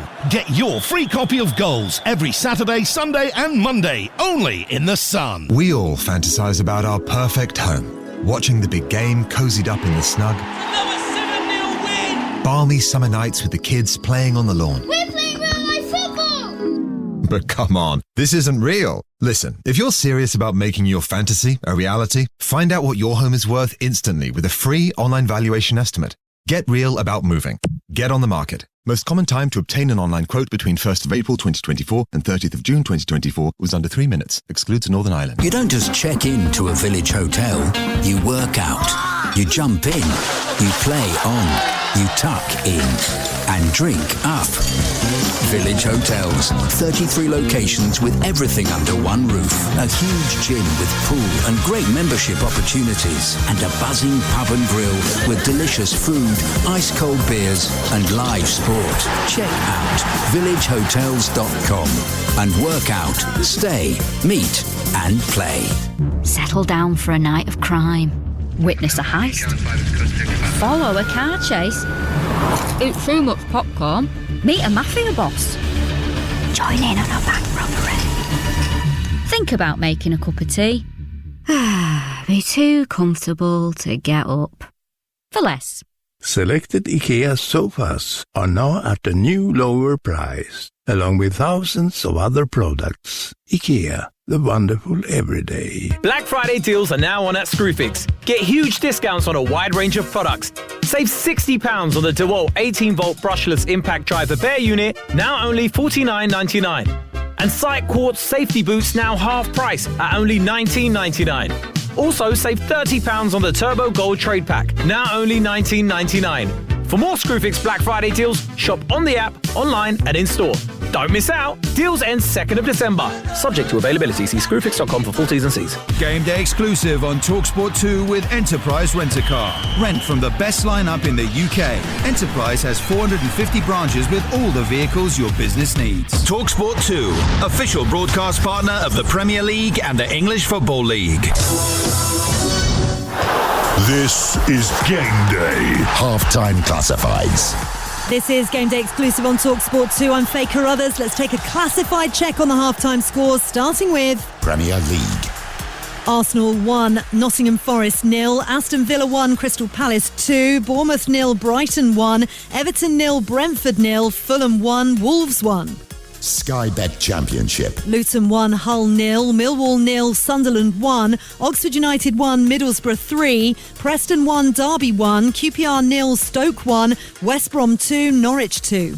Sky Bet League 1. Barnsley 0, Wigan 1, Burton 0, Stockport 2, Crawley 1, Rotherham 0, Huddersfield 1, Charlton 1, Lincoln 1, Wickham 2, Mansfield 0, Bristol Rovers 0, Northampton 0, Cambridge United 0, Peterborough 0, Reading 2, Wrexham 2, Exeter 0. Sky Bet League 2. AFC Wimbledon 0, Walsall 0, Carlisle 0, Doncaster 0, Chesterfield 0, Barrow 0, Gillingham 0, Harrogate 0, Swindon 1, Morecambe 2. Certainly not a goal fest in League 2, is it, at the moment this afternoon? Start putting them in, please. Players are in the tunnel at Villa Park. More of the same is what our commentary team said after that first half at Villa Park. Crystal Palace 2-1 up against Aston Villa. Let's find out if any changes are imminent with Perry Groves. And your commentator here on Talksport 2, Adam Bridge. Not as yet, Faye. Thank you very much. You're right, it's continuing to chuck it down here. It's rain that's swirling around. It's very unpleasant, but at the moment the only player who's out is Henderson. Although saying that, Matty Cash is having a very vigorous warm-up at half-time, Perry, which kind of makes you think we may well see Matty soon. In fact, here he is. Yeah, very much so. Luca Dean was out warming up as well. So makes them very good going forward. Left back position for Aston Villa. But Matty Cash again, he'll give you more of a thrust on this sort of right-hand side. I have to say, in the first half, I thought Crystal Palace were excellent. No, they obviously got caught once for the goal from Ollie Watkins, which is really well taken. But other than that, their game plan that Oliver Glasner has set out, the Crystal Palace players have implemented perfectly. It was a really excellent game of football, wasn't it? And we look forward to, as you say, more of the same in the second half. And there is confirmation. Matty Cash is on. Bogard is the player off, so it's Martinez in goal. It's Cash, Carlos, Powell and Matson across the back. McGinn, Tielemans and Barkley in midfield with Bailey and Rogers supporting goal scorer Ollie Watkins. No changes for Crystal Palace at half-time. Leading here by 2-1, of course. Henderson in goal, Chalobah, Lacroix and Gay across the back. Munoz and Mitchell the wing-backs. Hughes and Doucouré the two more central midfielders, with Devaney and Sarr providing support to Jean-Philippe Mateta, who's up front. We're off and running at the start of the second half then. I wonder what Unai Emery would have had to say at half-time. As we said before kick-off today, he always seems a very calm and relaxed character, although he does get in the moment when goals are scored, etc., but he's very measured in his delivery. Austin McPhee, the set-piece coach, is the last of the Villa coaches to make his way along the touchline on this near side with his iPad. Maybe he's had to make a few iPad changes at half-time. I think he might say at half-time, just a little whisper in Villa's back four's ear, say, when we've got corners or free kicks in the opposition third, can one of you defenders please stay back? Well, they do like to play this high line, don't they? But they've certainly been caught by it today. It was one of the things that they used to say about Jurgen Klopp's Liverpool, was that high line would get them into trouble. Well, it certainly got Villa into trouble today on a couple of occasions. Here is Carlos with the ball, 10 yards short of halfway to Pau Torres out wide on that left-hand side. And again, back to Carlos, and sitting in that 5-4-1 shape right now, Crystal Palace. Just looking at Villa, we said about John McGinn's better central. He's come in, and at the moment he's playing in the 10, and Morgan Rogers gone out to the left-hand side. Maybe that's one of the changes that Unai Emery has brought round at half-time. Good work by Bailey. He's just made himself a little bit of space down this right-hand side. He's got Cash there for company, but that's an outstretched boot on this occasion from Devaney, and it does enough to put the ball out of play for a throw to Villa, which they've taken quickly. Half cleared to Tielemans, and now to Barkley at the edge of the penalty area. And now the break's on again. It's brilliant play by Mateta, and Sarr's away. Mateta's inside of him, and it's just a poor pass from Sarr in the end. Mateta was very close as he was making that run forward. Munoz was coming on the far side and may have been the better option. Absolutely. Again, it's Jean-Philippe Mateta dropping deep. He's been given a brilliant exhibition of, playing up front on your own, making sure he holds the ball up.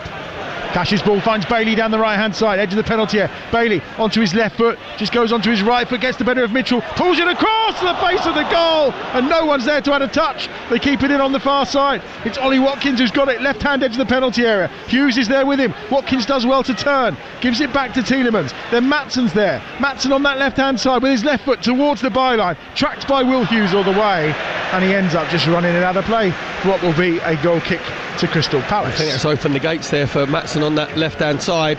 Good play initially on the right-hand side from Aston Villa. Great little ball from Matty Cash, releasing Leon Bailey, just making sure that he gets himself to the byline, goes on the outside of Tyrick Mitchell. It's a great cross. And then just got Morgan Rogers just coming at the near post, opens his body out, tries to hit it with his left foot, can't get it. John McGinn is then sliding in. He can't quite get it. But really good play from Leon Bailey. Yeah, they certainly all had a go. None could quite get there. Brighton are 2 up now against Bournemouth. Mitoma the goal scorer. Faye wanted goals in League 2 where they're coming. Gillingham 1, Harrogate Town 0. Swindon Town 2, Morecambe 2 now. Good comeback there, and boy, things shifted on after Oxford took the lead against Middlesbrough. Oxford 1, Middlesbrough 4. Here's Ollie Watkins inside the penalty area. That's a great tackle again from Lacroix, who was by his side. Watkins was 12 yards out. He was about to try and get his shot away as Maatsen does fire one over the top of the bar, courtesy of a deflection and the hand of Henderson. But you just thought for a moment then, this is Ollie Watkins' moment, but Lacroix, excellent once more. Brilliant timing from Lacroix. Great little reverse ball from Morgan Rogers. Then say Ollie Watkins looks like he's getting it on his left foot. Lacroix just comes in from his right and just a brilliant sliding tackle, just gets it. Then it comes out to Maatsen, gets a shot off with his left foot, tip over the crossbar from Henderson, corner for Aston Villa on their right hand side. It is, and it'll be delivered down this near side by the left boot. This time I think of Leon Bailey, who's going to swing that one over, and it's half-headed out, and it comes to Maatsen, who drills one, and then on the turn Watkins with a shot that's blocked from 8 yards out, and it's another corner in front of the Holt end away to our right-hand side. Yeah, Aston Villa just starting to exert a little bit of pressure. Good delivery, and again an excellent defensive header from Lacroix, comes out to Maatsen, volley with his left foot, just hits a plethora of bodies from Aston Villa, putting their bodies on the line. Corner again for Villa on the left-hand side. This time Tielemans is going to swing it over towards the near post, nodded down. Pau Torres wins that first header. McGinn's in there, edge of the 6-yard box. Henderson's going to punch. He does punch, and he punches out and beyond Leon Bailey. But Bailey will win the ball back, and he'll probably try and load it in maybe. He's going to swing it to that far side. He's looked to try and play the ball out on that far touchline to where Pau Torres was waiting. But in the end, the pass is intercepted. Villa, though, will keep Palace hemmed in their half. And they'll do it courtesy of Matty Cash on this right-hand side. You can tell that Unai Emery at half-time has told his little players just to move the ball a little bit quicker, especially out on this right-hand side. Oh, Tielemans has given that ball away inside the centre circle. Strength of Mateta is good. Holds off Barkley. Still going Mateta. Just plays the ball behind Sarr on that right-hand side. Munoz has arrived in support. Back to Sarr at the edge of the penalty area. Ball across towards Mateta. Important header to get that away from Carlos that time. Tyrick Mitchell's there. Gets it across to Mateta again with a diving header. And it's straight at Emi Martinez, who makes the comfortable save. And they look to counter immediately with McGinn. On this near side is Bailey. And Bailey with a chance to break away for Villa now. Down this right-hand side. They start to stand around us here at Villa Park. It's Bailey to the byline. On his right foot tries to get it over, and it goes out of play and behind for what will be a corner to Villa on the right. Yeah, again it's like a pendulum swinging from end to end. Brilliant play from Crystal Palace on the left hand side. Cross comes in, diving header from Mateta. Really good save from Martinez. Then he makes sure that he just services the ball. Aston Villa then hit Palace on the counter-attack. Really good tackle from Gahey, 1v1 with Bailey on this right-hand side. Corner for Aston Villa on their right. Still Villa 1, Crystal Palace 2. We've had almost 6.5 minutes of this second half. Corner going to be swung in down this right-hand touchline by Leon Bailey once more to a packed 6-yard area in front of that Holt end. It is swung across towards the near post. It's helped on its way. McGinn's trying to find room to turn it round, and again they manage to smuggle it clear, and they get it out towards halfway, and it'll be a throw to Villa on this right-hand side. For about 5 seconds, it was just like an Aussie rules game, wasn't it? Where every player was just getting themselves around the ball. Again, Crystal Palace making sure that they're first to the knockdowns, first to the 50-50s.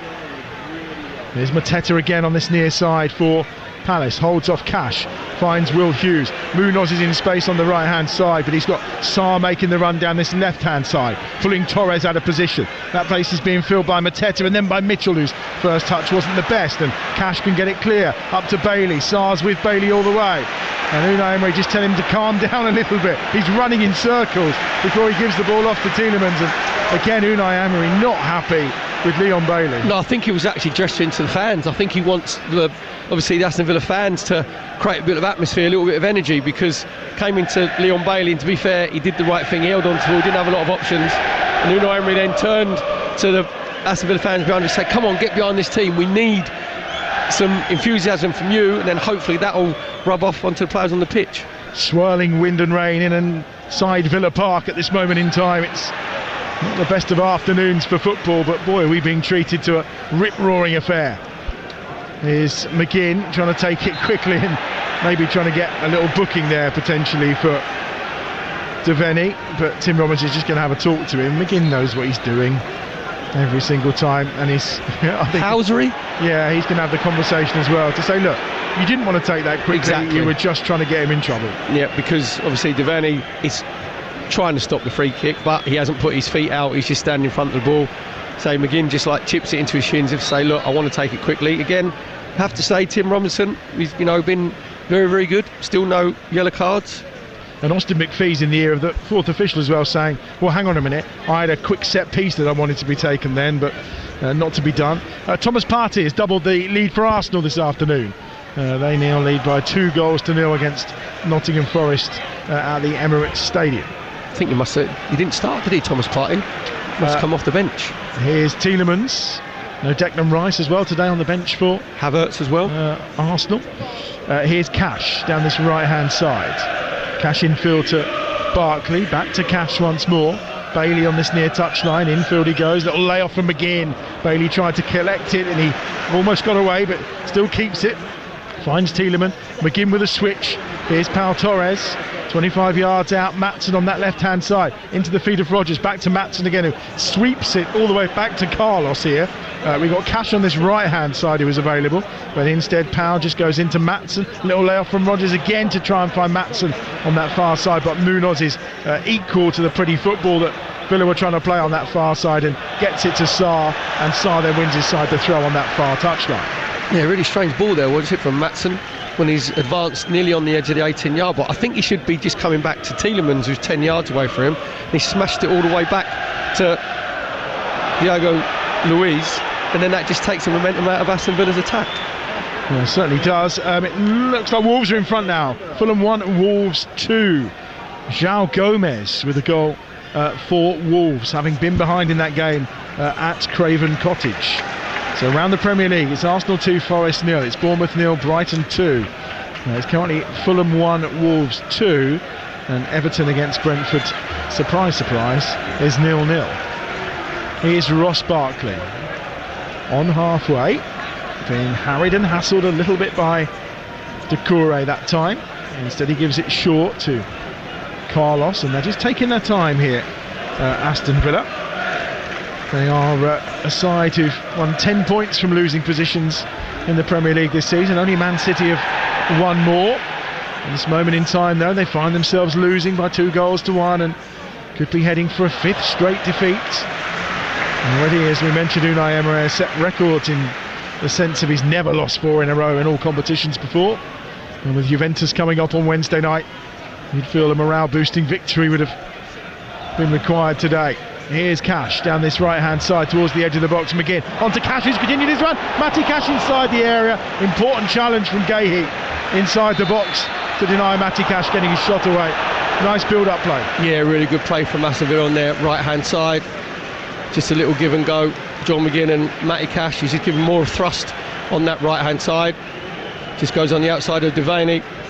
Just gets it back, just tries to cut in with his left foot. Yeah, it was a really good tackle from Lacroix. Again, the timing of his tackle has been absolutely exemplary, because he's just made sure he hasn't dived in, because there, if he mistimes it, then he fouls Matty Cash and it's a penalty. It's just been a little bit more urgency, doesn't there, Adam, in the second half with Aston Villa. Their passing's been a lot better. John McGinn playing in that 10 position is the one who's sort of knitting it all together. And they won each of their first 8 home games in the Premier League last season, did Aston Villa, which got them off to that absolutely perfect start. But 2024's record's not been as good, with just 5 wins of the 14 that they've played here in the Premier League.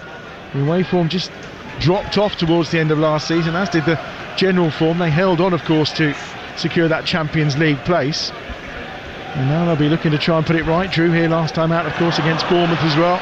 Late equaliser that day for Bournemouth, as Palace come on the attack again down this left-hand side with Ismail Assar.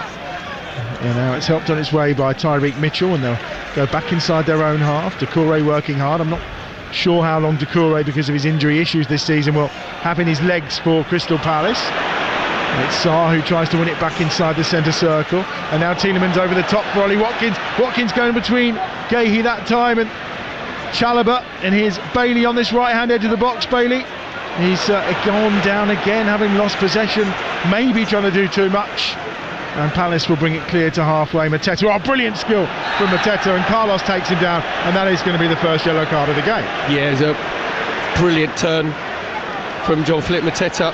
Diego Carlos just going in. Mateta get himself turned in one movement, then he's facing him, and then as he just tries to go away from him, Diego Carlos just brings him down. First yellow card that Tim Robinson, referee, has given here at Villa Park today. I've got to say, as an exhibition of a striker centrally up front on his own, Jean-Philippe Mateta, we said that his goal strength record isn't brilliant away from home. He's been absolutely outstanding, Adam. Every time the ball's come into him, he's held it up. There you can tell that he's full of confidence, because he gets himself on the half turn. Diego Carlos comes in, brings him down, and that's given Crystal Palace a platform to play off when they're hitting Villa on the counter-attack. Palace leading here by 2-1. They've only won 3 of their last 21 league games against Aston Villa at Villa Park. It'll be a monumentous turnaround. This fixture usually goes the way of the home side, but maybe it will change. They beat them, of course, 5-0 the last day of last season. There's Cash down this right-hand side for Villa as they try and work their way back into this game. Tielemans forward to Watkins. So Rogers, who tries to flick it on to Watkins, but didn't work out. Sarr picks it up. Munoz on the far side goes down under the challenge of Rogers, and out of play for a throw on that far side for Crystal Palace. You're listening to Aston Villa against Crystal Palace on Talksport 2 with Sky Sports. Don't forget you can stream the biggest Premier League games available with no contract on now, like Man City against Tottenham live today. Search Now Sports. Change coming for Crystal Palace. And look, it'll be Doucouré who starts to depart. It'll be Jefferson Lerma that's going to enter the fray for Oliver Glasner's side. Leading here at Villa Park on Talksport 2 by 2-1 as we actually tick round exactly to an hour play. Here comes Tielemans into McGinn. McGinn to the right, where he finds Leon Bailey. Bailey having a bit more of an influence in this game than he has so far this season for Aston Villa, but the end product still not brilliant. As Barkley will go back to halfway, and Carlos again. Just seemed to have slowed up once more as Torres goes over the top for the run of Maatsen down that left-hand side. Keeps it alive, but only Watkins is in a dangerous position in the penalty area, but it is put out on the far side for a throw to Crystal Palace. Brentford are down to 10 men. A red card in the game against Everton. It remains 0-0. Brighton also down to 10 men, but they lead Bournemouth by 2-0. And it's Carlos Baleba that receives the red card for Brighton. And I don't believe he's been some player so far, but he's off today, and Dean Henderson's got an injury here, and Tim Robinson is happy to send on the physio, and they'll make the change, which is, as we thought, Doucouré is the player that's going off Perry Groves. Yeah, very much so. Just like for like, Jefferson Lerma just coming and playing the centre midfield with Will Hughes. Just as the ball comes in the box from Leon Bailey, it was a good decision from Dean Henderson just like a Superman punch, actually comes together with his own defender, Trevor Chalobah. I think he just lands a little bit awkwardly, probably on his left ankle. But again, just very good game management from Dean Henderson. Just make sure that he stays on the floor. Referees always stop the game, obviously if the goalkeeper's down. I think Tim Robinson might have thought at first it might have been a head injury. It's definitely just landed awkwardly. Well, he's going to get some treatment away to our right-hand side. A couple more goals to tell you about. Burton 0, Stockport 3. Louis Barry, who scored a cracker last week for Stockport against Wrexham, on target today. Queen's Park Rangers level against Stoke. Ben Gibson, the goal scorer. That's an own goal there to level things up 1 apiece as things stand. And outside of football this Saturday afternoon, would you believe it, Andy Murray is going to coach Novak Djokovic in and around the build-up to the Australian Open, of course, in January down under. Some things you never thought you would quite see or believe or read, but... Poacher term gamekeeper? Oh, maybe. He's going to try and give him something, because maybe Novak is maybe a little bit off at this moment in time, or maybe Andy can unlock that secret, who knows. He tended to have the better of Andy Murray when they went toe-to-toe on the court, didn't they? So perhaps he just thinks it's a better way of getting comp tickets. That's maybe. Clearly Andy Murray missing it. Decore's coming off then, and it is going to be Lerma coming on. I'll tell you about some more live football coming your way across the Talksport network tomorrow afternoon here on Talksport 2. We are down in Wales, Swansea against Leeds in the Championship from 3 o'clock tomorrow afternoon.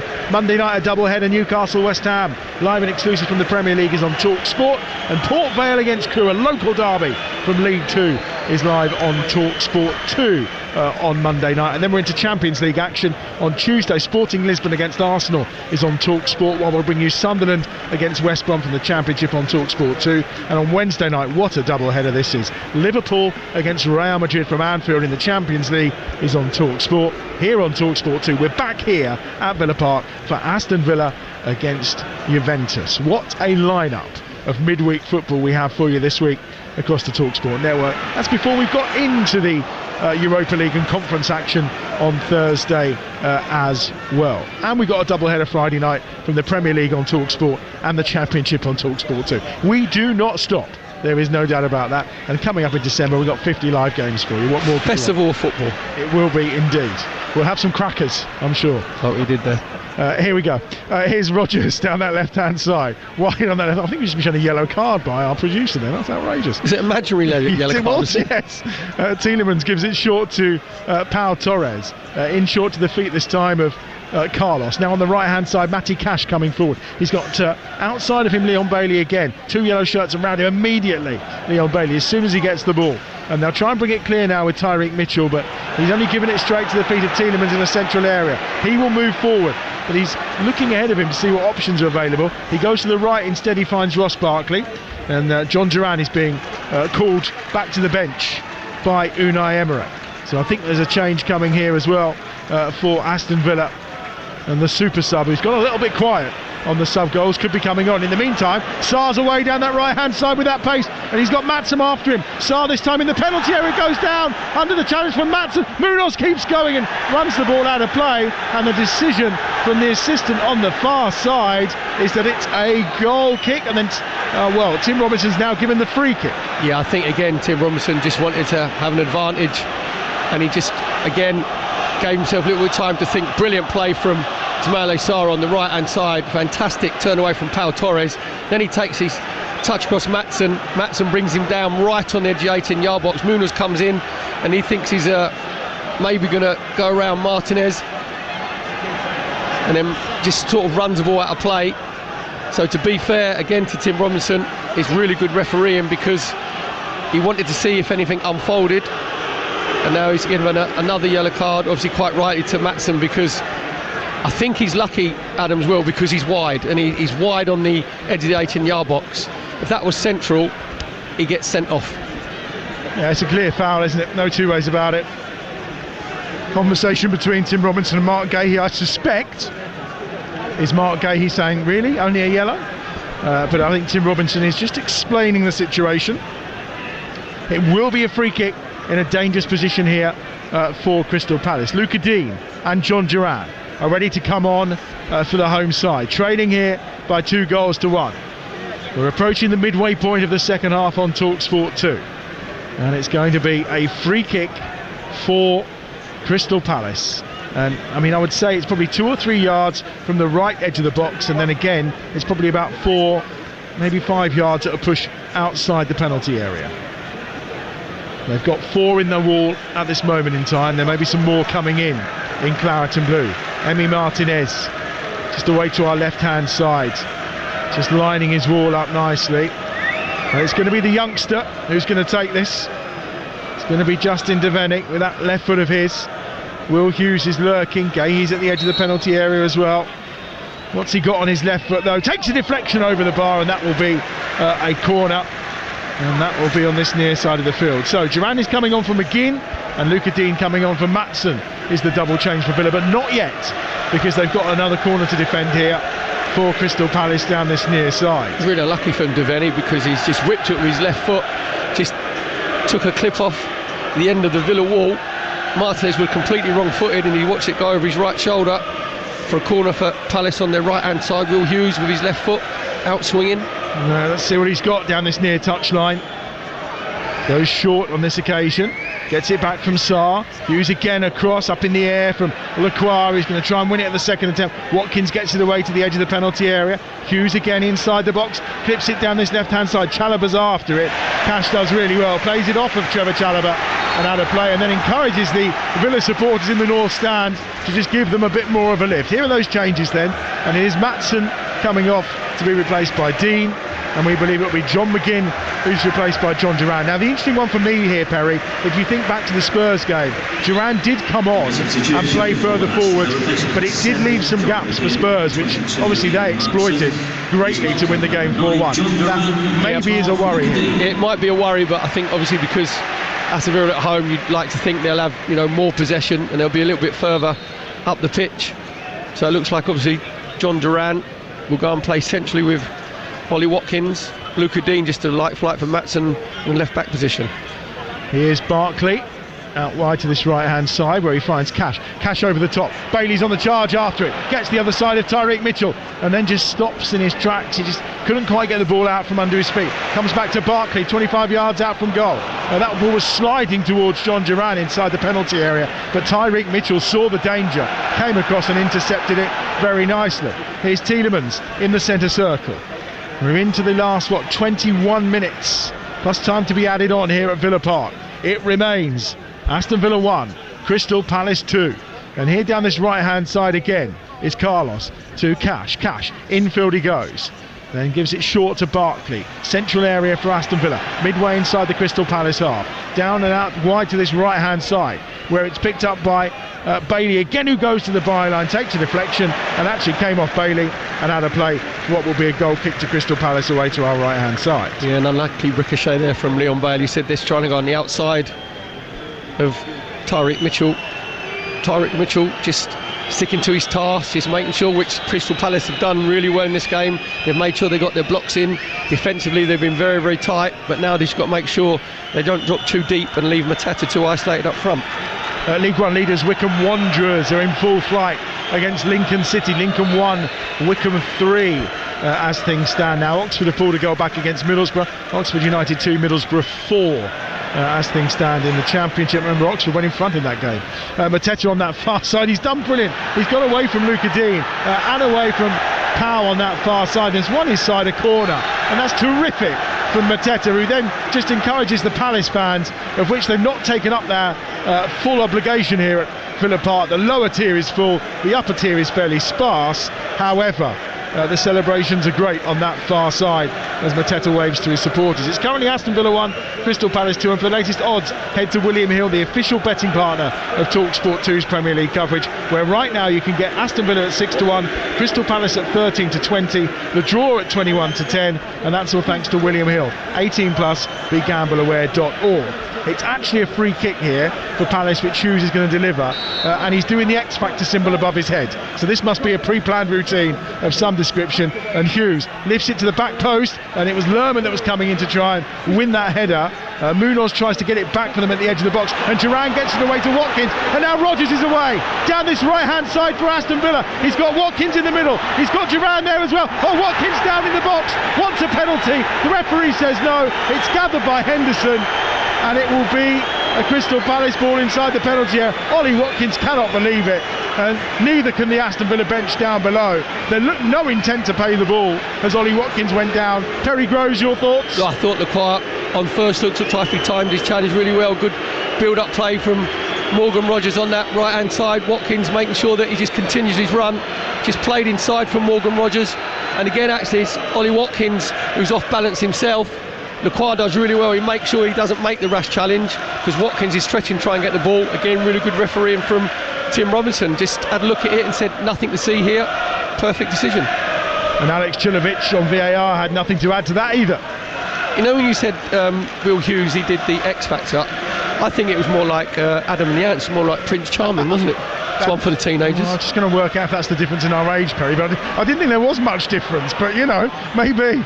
It's Rodgers on that far side. I do know what you mean, though. You're still down with the kids, yeah, Adam. Adam Ant was I was about 6 or 7 at that time, so we could have been too dissimilar, I wouldn't have thought. You're my kids, yes. No, they keep me young, let's put it that way. Munoz has been caught, I think, by Ollie Watkins at the edge of the penalty area. A bit of a nothing foul, really. We're going to see Jeffrey Schlupp come on for Crystal Palace in a few moments' time. I mean, I could tell you something about Jeffrey Schlupp, but if you can read anything in my notes, good luck to you, because they've all just blurred, really. It just looks like an impressionist painting, doesn't it? It does, yeah, it does, very much so.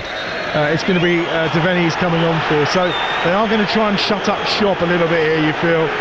Devaney is coming off the boos that you can hear because they were trying to they took the free kick, but Tim Robinson wanted the substitution to happen first, and well, the travelling fans on that far side who haven't tasted victory on the road very much in recent time. They've won 2 of their 18 away games since November last year, Crystal Palace, but they are giving a rapturous round of applause to Justin Devaney, the scorer of the second goal for Palace. Yeah, the young man's been really good in a different role to what he had against Fulham, where he was playing in the centre midfield. This time he was playing just in behind Mateta, and he made good runs down that left channel and took his goal absolutely brilliantly as the ball was just rolled across from Ismail Sarr, his body up and put it back across Martinez. There is Schlupp with his first touch and gives it short that time to Lerma. Lerma just outside the centre circle, former Bournemouth man, of course. He's another who's been out through injury. Palace, like Villa, managing injury situations left, right and centre as things stand. Powell gets that forward to Rodgers, who's beaten to it by Will Hughes this time, and Hughes actually does brilliantly in a real physical battle between the two. Schlupp then tries to shield it and win it. Barkley gets it away. Lovely quick feet from Ross Barkley to find Rodgers. Rodgers into Duran. Duran helps it onto Watkins. Watkins left edge of the penalty area onto his right foot. Ollie Watkins deflected and behind for a corner. Oh, brilliant counter-attack from Aston Villa. Came into John Duran, he got himself turned, played the right pass out to his left-hand side to Ollie Watkins. Ollie Watkins then just trying to cut inside Mark Gahey with his right foot, going back across Dean Henderson. Another big block from Trevor Chalobah at the near post, putting his body on the line. Corner for Aston Villa on the left-hand side. Tielemans delivers again in towards the near post, flicked over the top that time by Ross Barkley, and behind for what will be a goal kick to Crystal Palace away to our right-hand side. 15 minutes plus time added on to be played here. It's Aston Villa 1, Crystal Palace 2. You're listening to Talksport 2. And Perry Groves, what more can Villa do to try and get themselves on terms in this game? Yeah, I just think they need to have a little bit more composure in the final third. Obviously they've gone sort of basically a 4-4-2 with John Duran and Ollie Watkins up front. Both are good threat behind. They linked up really well there. Oh, there's a nasty challenge from Chalobah. Referee says play on. He could be in trouble. Here's Watkins inside the box, pulls it back across. Half blocked as Duran's there as well. It's going to be a corner, but Chalobah could be in strife here. That was a nasty challenge, and it's Morgan Rogers that's down on that far side, banging the ground. Yeah, it's really late there from Trevor Chalobah. We've said that the Palace centre-half, Chalobah, Leclerc and Gahey have been really, really good when the ball's gone into the Aston Villa forwards. Morgan Rogers just getting it in there. I'll be amazed if Trevor Chalobah isn't given a yellow card. Well, Emi Martinez has come racing forward here. Forward is a yellow card, definitely. Yeah, he's lucky, Chalobah, because he's gone in actually studs up, but he's gone across Morgan Rogers, so his studs haven't caught Rogers. He's caught him on the follow through. Again, Tim Robinson just give himself a little bit of time just to think about it, just diffuse the situation, and Trevor Chalobah gets a yellow card. Yeah, he does. It looked a nasty challenge. I think Tim Robinson was just saying to Emi Martinez, look, they'll tell me if it's a red card or not, and they've said no, so it's going to be Tielemans' corner, swung over, flicked on into the back of the net for Aston Villa, and the equalising goal from Ross Barkley. He came close moments ago, and Barkley has his second goal in the Premier League for Aston Villa, and it's a header from Tielemans' corner, and Villa have pulled this round with just under 15 minutes remaining. It's Aston Villa 2, Crystal Palace 2. Well, the set piece coach, Ossie McPhee, comes to the fore again. Great delivery from the left-hand side, in swimming from Tielemans. Just puts it into that danger area on the edge of 6-yard box. Then Ross Barkley just coming away from his marker, gets behind Gahey, and it's a brilliantly directed header from Ross Barkley. Just flicks it with his forehead across Dean Henderson, gives him absolutely no chance. Gahey and Jefferson Lerma have got to do better, but brilliant ball in, brilliant header from Ross Barkley. Well, he scored in the draw here. There's a chance for Sarr, maybe. Fires a shot again, straight from kickoff. Palace haven't conceded. They get a chance to shoot on goal. Sarr on the volley has knocked it down into the goal. Emi Martinez is looking around at the rest of his players and going, what are you all doing? Do you think that Aston Villa might need a defensive kickoff coach? I think they might. That's the second time that Palace have kicked off and got a shot on goal within 5 seconds. Extraordinary. We have 12 and a half minutes plus stoppage time. It's Villa 2, Crystal Palace 2, and as you can hear, the decibels are turned up inside Villa Park from the home supporters. Barkley scored against Bournemouth. He's scored again today in the Premier League. A man who joined from Luton. He had a super season last season with the Hatters in the Premier League, and he's popping up with crucial goals. Villa very good with goals from substitutes, as we know. Rogers into Barkley, edge of the penalty area. Barkley again spinning and turning. Duran involved in that too. Scored as a sub, of course, against Bournemouth when he came on. Did Barkley's got a rare start today, and he's rewarded Unai Emery with a good performance and a goal as well. Throw in on the far side. Luca Dean, one of the other subs in this game, as well as John Duran. And here's Cash, who came on at half-time. They're all influencing the game for Aston Villa. Bailey on this near side. Back to Cash again. Cash works it. Just back once more to Barkley. Barkley, intelligent footballer. He's only ever lost once to Crystal Palace in all his appearances against them, and they were back in his Everton days. Well, that's given away on the far side by Luca Dean, who then takes down Chalobah. And it's going to be a free kick. No yellow card, though. He's continued his policy. Middlesbrough have a 5th. Oxford 2, Middlesbrough 5. Rough afternoon. Tommy Conway, the goal scorer for Middlesbrough. In the Premier League, a reminder, it's Arsenal 2, Forest 0, Bournemouth 0, Brighton 2, should I say. It's still Fulham 1, Wolves 2, and Everton 0, Brentford 0. Left-footed ball by Mitchell into the box. All comes to Mateta. Schlupp with a shot, saved onto the post. Munoz follows up and puts it over the bar. Extraordinary. Emi Martinez, terrific save to deny Jeffrey Schlupp onto the upright. What a save from Emi Martinez. He's kept his team in this at 2-2. Getting a really good break from Crystal Palace down there, left-hand side. Then it comes into from Tyrick Mitchell to Jeffrey Schlupp. Mateta just lays it off, and Jeffrey Schlupp thinks he's actually put Palace 3-2 up. Brilliant save from Martinez, low down to his left-hand side. Unai Emery's absolutely raging down beneath. He wants to make another change, and the substitute that was warming up, I think it may be Philogene that's coming on, was not paying enough attention in his eyes. He was absolutely livid. And in fact, it's going to be Emi Buendia's coming on as well, I think. So it's going to be a double change here for Villa. Luca Dean's ball in. Takes a deflection, almost comes to Watkins inside the penalty area. Cleared away by Hughes as far as Torres, who chests it down, then finds Tielemans in a central area. Villa attacking that whole end away to our right-hand side. Matty Cash goes out wide to this left-hand side, where it's picked up by Bailey on the charge towards the byline. Bailey just dribbles it inside the penalty area. Now, I think we'll probably see Bailey depart, would be my guess when these substitutions are made. It is Buendia and it is Jadon Philogene who are coming on. Unai Emery is absolutely hammering his message home to Philogene about where he wants him to go and play and what he wants him to do, and the same again with Emi Buendia here. 2-2 at Villa Park. Here's Morgan Rogers on the charge towards the edge of the penalty area, finds Watkins, helps on him back to Rogers, who tries to pull it back across. Couple of ricochets and it comes off Rogers in the end, and out of play for a goal kick to Palace away to our right hand side. 9 to go, Perry. It's 2-2. Where's this going? Well, at the moment you have to say Aston Villa in the ascendancy. Crystal Palace is starting to sit that little bit deeper. They can't get out, whereas for the first 80 minutes there was a threat going into Mateta. Morgan Rogers is one of the players who's going to make way for Emi Buendia. And Leon Bailey will make way for Jayden Philogene. So fresh legs in attacking areas again for Unai Emery here. 2-2 it remains. Middlesbrough have a sick against Oxford United.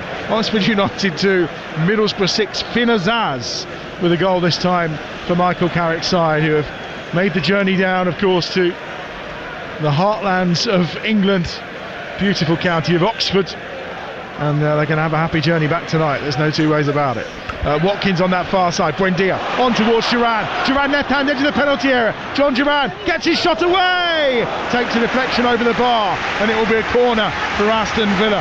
You're listening to Aston Villa against Crystal Palace on Talksport 2 with Enterprise Rent-A-Car. Whatever the mission, home or away, Enterprise helps over 120,000 people every day. It's breathless game, isn't it? Really good defending again from Mark Gurhey, with John Duran trying to go on the outside of him. Corner for Aston Villa over on their left hand side. Tielemans has it on his right foot again, swings it in. Can they get a repeat? Helped on its way by Duran, who'd gone up for the header, and it comes out on this right hand side as far as Watkins. Here's Jayden Philogene, goes back to Matty Cash on halfway. Tielemans is still out wide on that left hand side in a good position. Luca Dean coming forward, he finds again on that left hand side. Tielemans helps Luca Dean on. Dean tries to play it cleverly with a little ball inside the defender, who was Mark Gahey, trying to get it into the feet that time of Emi Buendia, but in the end it's a throw to Crystal Palace. I mean, this game epitomises the Premier League, doesn't it? Like, both teams not in very good form. Aston Villa have lost 4 on the trot. Palace haven't won away from home. Both teams going at it full throttle. Just looking at Unai Emery, Jayden Philogene, who's come on, he's just told him basically to stay as wide as you can on this right hand side. You can just see him gesturing when Villa in possession, get as much width as possible. Buendia's gone on the lefties, but he's more sort of an inside left.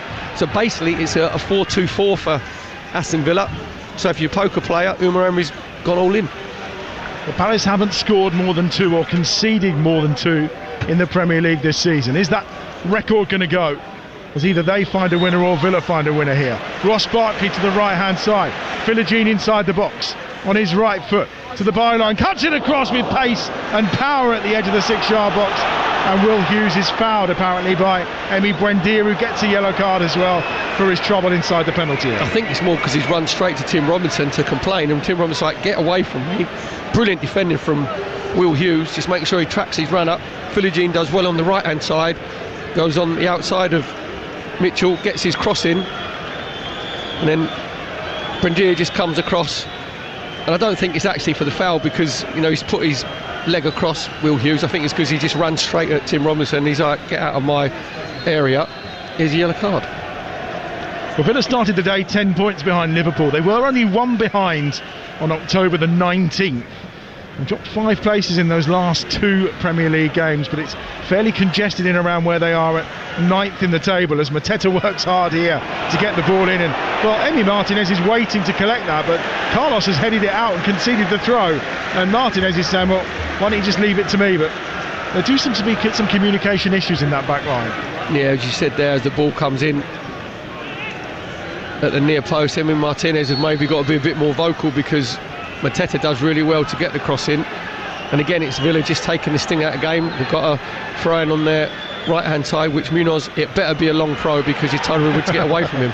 Well, we're into the last 5 minutes here at Villa Park. 2-2 it remains. Buendia on that far side. Luca Dean tries to get it out, and it comes off that time of Munoz, and it's out of play for a throw-in. And he's being pushed back by Will Hughes pointing, and the Palace fans complaining, saying he's taking it from the wrong place. Dean gives it short to Buendia. Back to Luca Dean, who just cuts inside Mateta, and you don't want to be messing around there at the edge of the penalty area. Powell's bringing it out and says to Matty Cash, go wider. But Matty Cash hadn't gone wider, and it skids off the surface and straight into touch. Yeah, it's a really bad ball from Pau Torres. It's an easy ball out to this right-hand side for Matty Cash. Just puts too much on it. He said, just skids off the surface. Again, it gives Palace a chance just to make the game a little bit more stagnated. Good news for you, Perry. Arsenal 3, Nottingham Forest 0. Yellow card coming in for Tyreek Mitchell for taking his time over this throw-in. Ethan Nwaneri, I mean, I saw him up at Preston. What a player that Yeah, there's a lot of Arsenal fans. Obviously, when Odegaard was injured, you know, they thought that he should be given his chance. Got a couple of goals in the Carabao Cup.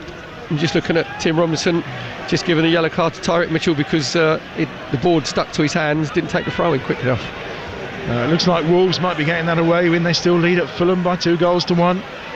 Brighton, despite being down to 10 men for the last half an hour or so, leading Bournemouth 2-0 in the Premier League. As I said, Arsenal are 3 up, and Brentford could be about to get a point away from home this season as it remains 0-0 against Everton at Goodison Park. Here we have 3 minutes remaining in the rain and the dark of Villa Park. The wind is swirling round. Is there a winner? Is there a mistake maybe from one of these two sides in the dying moments of this game?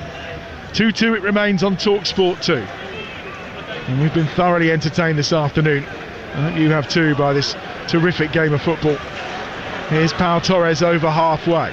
Infield he goes to Tielemans, who's closed down immediately by Mateta, but he manages to find Barkley. Barkley to the right where Cash is waiting. Jadon Philogene is outside him on that right hand side. Oh, it's a terrible pass from Matty Cash. It was behind Philogene. He never stood a chance. Double change coming for Palace, it looks, as well. And his pending changes will be Richards, who's going to enter the fray, and we're also going to see Nathaniel Klein coming on for Sarr. So they probably really are shutting up shop here, Palace, and happy to take a point, it would seem. Headed away by Cash. They got a point from a 2-2 draw at Wolves, of course. They also got a draw earlier in the season against Chelsea. They try to rack up points away from home. Well, I think it's crazy if he puts on Klein, because I think Munoz has done really well in that right back position.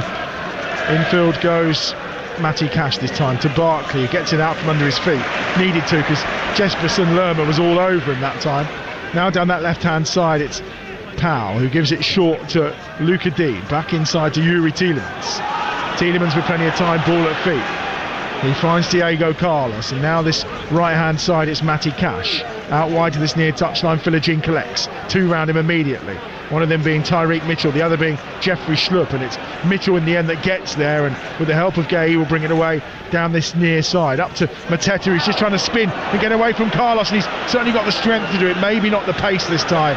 He wants support. Munoz is coming on the far side, but he's still going here, and Schlupp now inside the penalty area. No, left edge of the box, he's come outside of it, but he wins his side a throw by playing it off Jadon Philogene. Just shows you the confidence there of Jean-Philippe Mateta. As the ball comes into him, he knows that he's got Diego Carlos on toast, because he just lets it go through his own leg, spins, runs down the other side. Diego Carlos doesn't know where he's gone. But he said there, just a shame we didn't have that electric pace to get away from him. I think it's the best I've ever seen Jean-Philippe Mateta play. I can't remember him, Adam, when the ball's coming, I can't remember him giving the ball away. I can't remember him, having a bad touch. He's been involved in both the goals, even though he won't get an assist, but he was obviously involved when the ball came into him both times, got himself on the turn. I think he's been outstanding. Will Hughes is the first player to come off. Ismail Assar is the next. Chris Richards has come on, and so will Nathaniel Klein. So 2 in essence defenders coming on as they try and keep this at 2-2, you feel. Fulham 1, Wolves 3. All 3 points going to Gary O'Neill. We're going to have 6 added minutes here at Villa Park, but all 3 points for Gary O'Neill's side. Back-to-back wins for them. Mateus Cunha with a second of the game to give Wolves what will be a 3-1 victory. We're into the 6 added minutes at Villa Park. Another roar as they try and force themselves forward here. Aston Villa supporters doing their bit as Tielemans clips it forward towards John Duran, who's gone a little bit quiet in recent weeks, of course, after that early terrific run, and they almost played themselves into trouble at the edge of the penalty area. But it's cleared out on this near side, and it will be a throw to Palace after Jayden Philogene gets the final touch. Yeah, Trevor Chalobah was really lucky there, because as the ball drops down, he should be clear on his line. He's just tried to be a little bit too clever. As Gerhi wins the header, he should be just smashing the ball out the park. To be fair, it was good closing down from Buendia. Coming to John Duran, couldn't quite get his shot away. Duran's last goal was in the League Cup against Palace. He hasn't scored in 6 games in the Premier League, John Duran.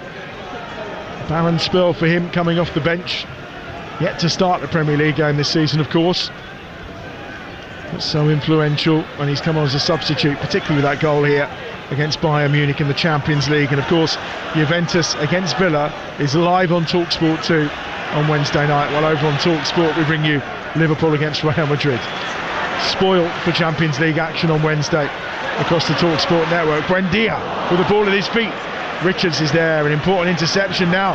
Mateta's trying to get Martinez off his line with a shot from all of about 50 yards, but Martinez was alert and the connection wasn't good, and Mateta now just limping around a little bit, which will be a worry because he has been excellent. Yeah, I think he just saw Martinez off his line, and he's obviously thought he just flowed it over him. He's actually kicked the floor before he kicked the ball, just jarred his knee. Again, Aston Villa in possession. It's whether they can just fashion this last chance. She's coming into the 93rd minute. It is, it's away by Gay over the top. Carlos is there to win the header. Tielemans. Now it's Pau Torres on halfway. Right on the left hand side is Dean. Going ahead of him is Buendia. He goes into the feet of Watkins. Helped on its way to Buendia. And Watkins comes back to halfway to pick up possession. Philogene has got lots of space on this right hand side. And Tielemans thinks about now using Matty Cash to try and find it. Cash on this near touchline. Philogene comes short. Cash goes inside again. He'll go back to Carlos. They're happy to take their time here, Villa. They've almost had 3 of the 6 minutes added. Torres infield. Tielemans through into the space, and it'll be gathered up by Henderson. In fact, he's going to let it run, and he does, right to the end of the penalty area before he gathers it up. Bournemouth have got a late consolation. David Brooks with a goal. It's Bournemouth 1, Brighton and Hove Albion 2 in the Premier League. Reminder, Arsenal 3 up against Forest. It's finished 0-0 between Everton and Brentford, and Wolves look like they're taking all 3 points against Fulham. Here, well, the rotter's going to be stopped, you feel, for Aston Villa, in that it won't be a 5th straight defeat. That's if they can keep it at 2-2. At the moment they're playing around with it inside their own penalty area, and there is still some running in these legs of Crystal Palace's forward line. Yeah, he does well there. Mateta gets it back once more to the right-footed shot that's driven just wide from Jefferson Lerma from 25 yards out. He's pinged that and it's gone off the outside of his boot and was always fizzing away from Martinez, left hand upright. Yeah, that just epitomises Crystal Palace today. When the ball came into John Duran, Mike Gerhi made sure he was right up his back, and he got the interception, came to Jefferson Lerma, and Emi Martinez, he was a little bit worried initially, wasn't he? Just had a couple of steps to his left hand side, whistled past his left hand post.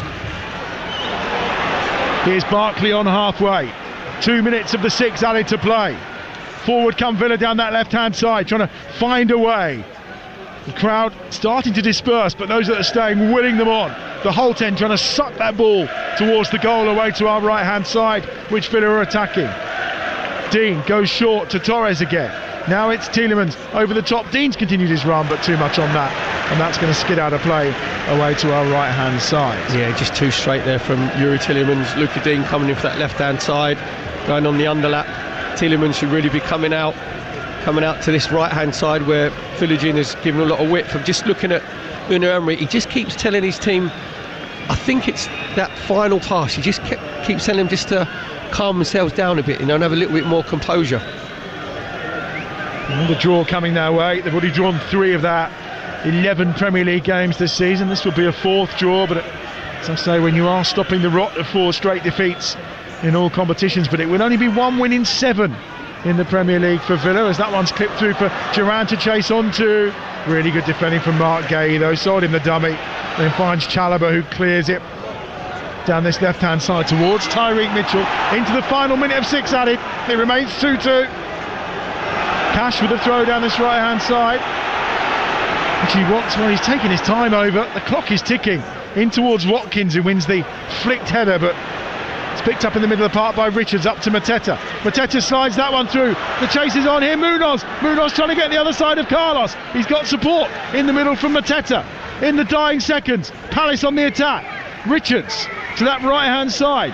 Can they get a decent ball into the box? Klein just looks to try and deliver it. Half blocked out on that far side, Buendia. And then Richards is in there too. Here's Chalobah on his right foot, 30 yards out from goal. Chalobah dancing through. Here's Klein, right for the ball, swung over, headed away by Carlos. And there's the whistle from Tim Robinson, the referee. And we're done at Villa Park. And it finishes Aston Villa 2, Crystal Palace 2, and what a game of football that was. A pulsating 90 minutes of end-to-end action, and there's nothing to separate the sides at the end of it all. Crystal Palace giving themselves that early lead. Ismail Assar winning the battle against Maatsen to slot the ball past Martinez. Ollie Watkins back on the Premier League score sheet to level things up as he rounded Henderson to make it 1-1. And then of course the moment that we could have cost Villa dear, the penalty. Yuri Tielemans had it saved by Henderson after a foul in the penalty area on Leon Bailey by Will Hughes. And then up the other end, from the edge of the Villa penalty area, it took 13 seconds for Crystal Palace to score, and a first Premier League goal as well for Justin Devenny. And it was Ross Barkley who rescues a point for Villa then from a Tielemans corner with a lovely flicked header. What an afternoon. The rain has been relentless, but the attacking football was equally relentless. It was a breathless game, and I think Palace by far and away the more satisfied. Another point on the road for them. And Villa, well, they've stopped the rot of defeats, but it's only 1 win in 7 now in the Premier League. Full time at Villa Park, it's finished Aston Villa 2, Crystal Palace 2. Well, that was a hell of a lot of fun. A 2-2 draw in the EFL Championship in our 12:30 commentary, and then a 2-2 draw at Villa Park this afternoon in our 3 o'clock exclusive commentary. What a treat we had there, Perry. Very much so. I just have to say, what epitomised the game, Faye. In the 96th minute, Crystal Palace win the ball back, goes out to Trevor Chalobah, who obviously sent off.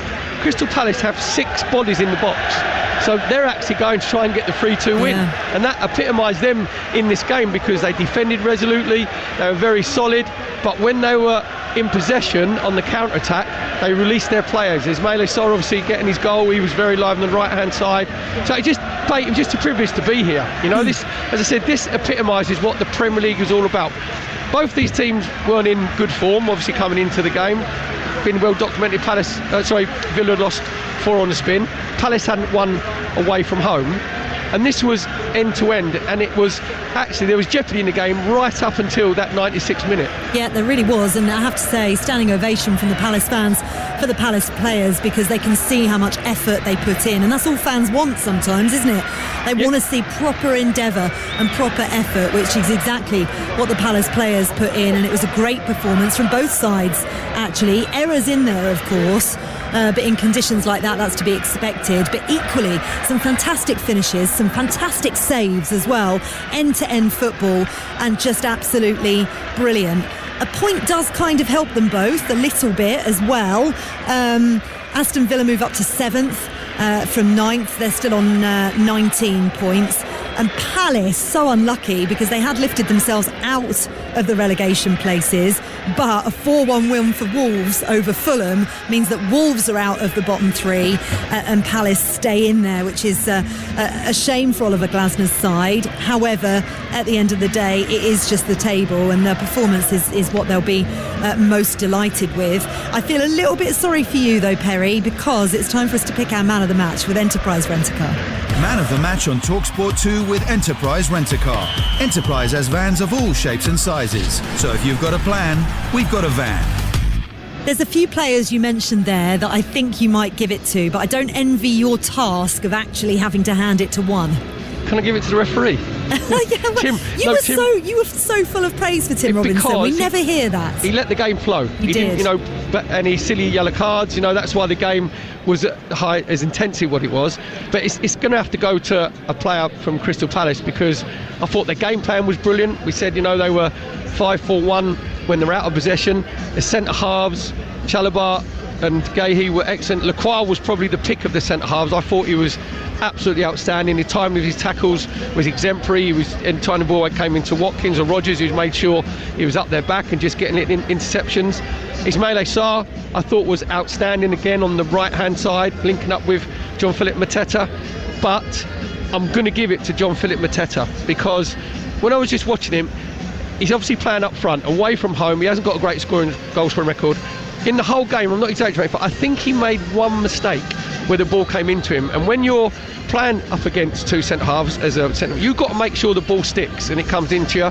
He had a brilliant turn in the second half where he left Diego Carlos standing. He had one where he let the ball go through his legs and spun round the other way. But he was involved in both of the goals. He's not going to get an assist, obviously, but I thought that, he will get an assist for the first goal. The second goal where he gets turned and he just puts the ball out to Sarr onto the right-hand side, and Devaney actually comes in from left and puts it in. So, as a centre-forward's performance, I thought Jean-Philippe Mateta was absolutely outstanding, so I'm going to give it to him. I fully agree with you, actually. And at points, it could have gone to either of the two goalkeepers for bringing up some fantastic saves. But in commentary, you mentioned that both Dean Henderson and Emi Martinez could maybe have done better with a couple of goals that went against them at the same time. Yeah, very much so. And the whole game swung on that penalty miss, wasn't it, from Tielemans, where it's a brilliant save from Dean Henderson, goes out for a corner, there's a shot. Aston Villa don't have anybody back from the counter-attack, comes into Mateta, he gets turned, puts it out to Sarr on the right hand side. Devaney comes in from the left, opens his body out, puts it back across Martinez, and that's where the game swung. Aston Villa get themselves back into it, obviously with a brilliant header from ex-Luton Ross Barkley. I love the fact you always mention us on the 6-yard box, which was a really good header, brilliant delivery from Tielemans. So yeah, it was a joy to be here. Aston Villa, I said before the game, with Unai Emery not going full strength, leaving Luca Dean out, leaving Matty Cash out, I think you need momentum going into the massive game against Juve, obviously in midweek.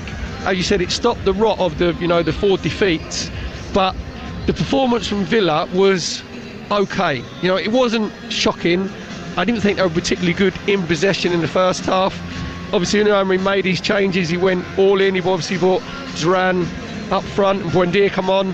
So basically, he went sort of 4-2-4, to try and force the issue. Philogene come wide on the right-hand side, but they couldn't really get that little bit of craft and that little bit of imagination in the final third, to fashion the winning goal. And I think if they had, it would have been very, very harsh on Crystal Palace, because as an away performance, Oliver Glasner, I think in his interviews afterwards, he'll be absolutely delighted with his team's performance. And as you said there, it's the endeavour that they put in, and they weren't afraid to take risks. They were still, putting players forward even in the 96th minute to go and try and get the winner. So I think when you're that positive, you deserve to come out of something of the game, and that's what Palace have. And we didn't even say Justin Devaney got his first ever Premier League goal as well. He didn't even get mentioned in dispatches there. Brilliant stuff. That was our man of the match from today's game with Enterprise Rent-A-Car. It was Jean-Philippe Mateta.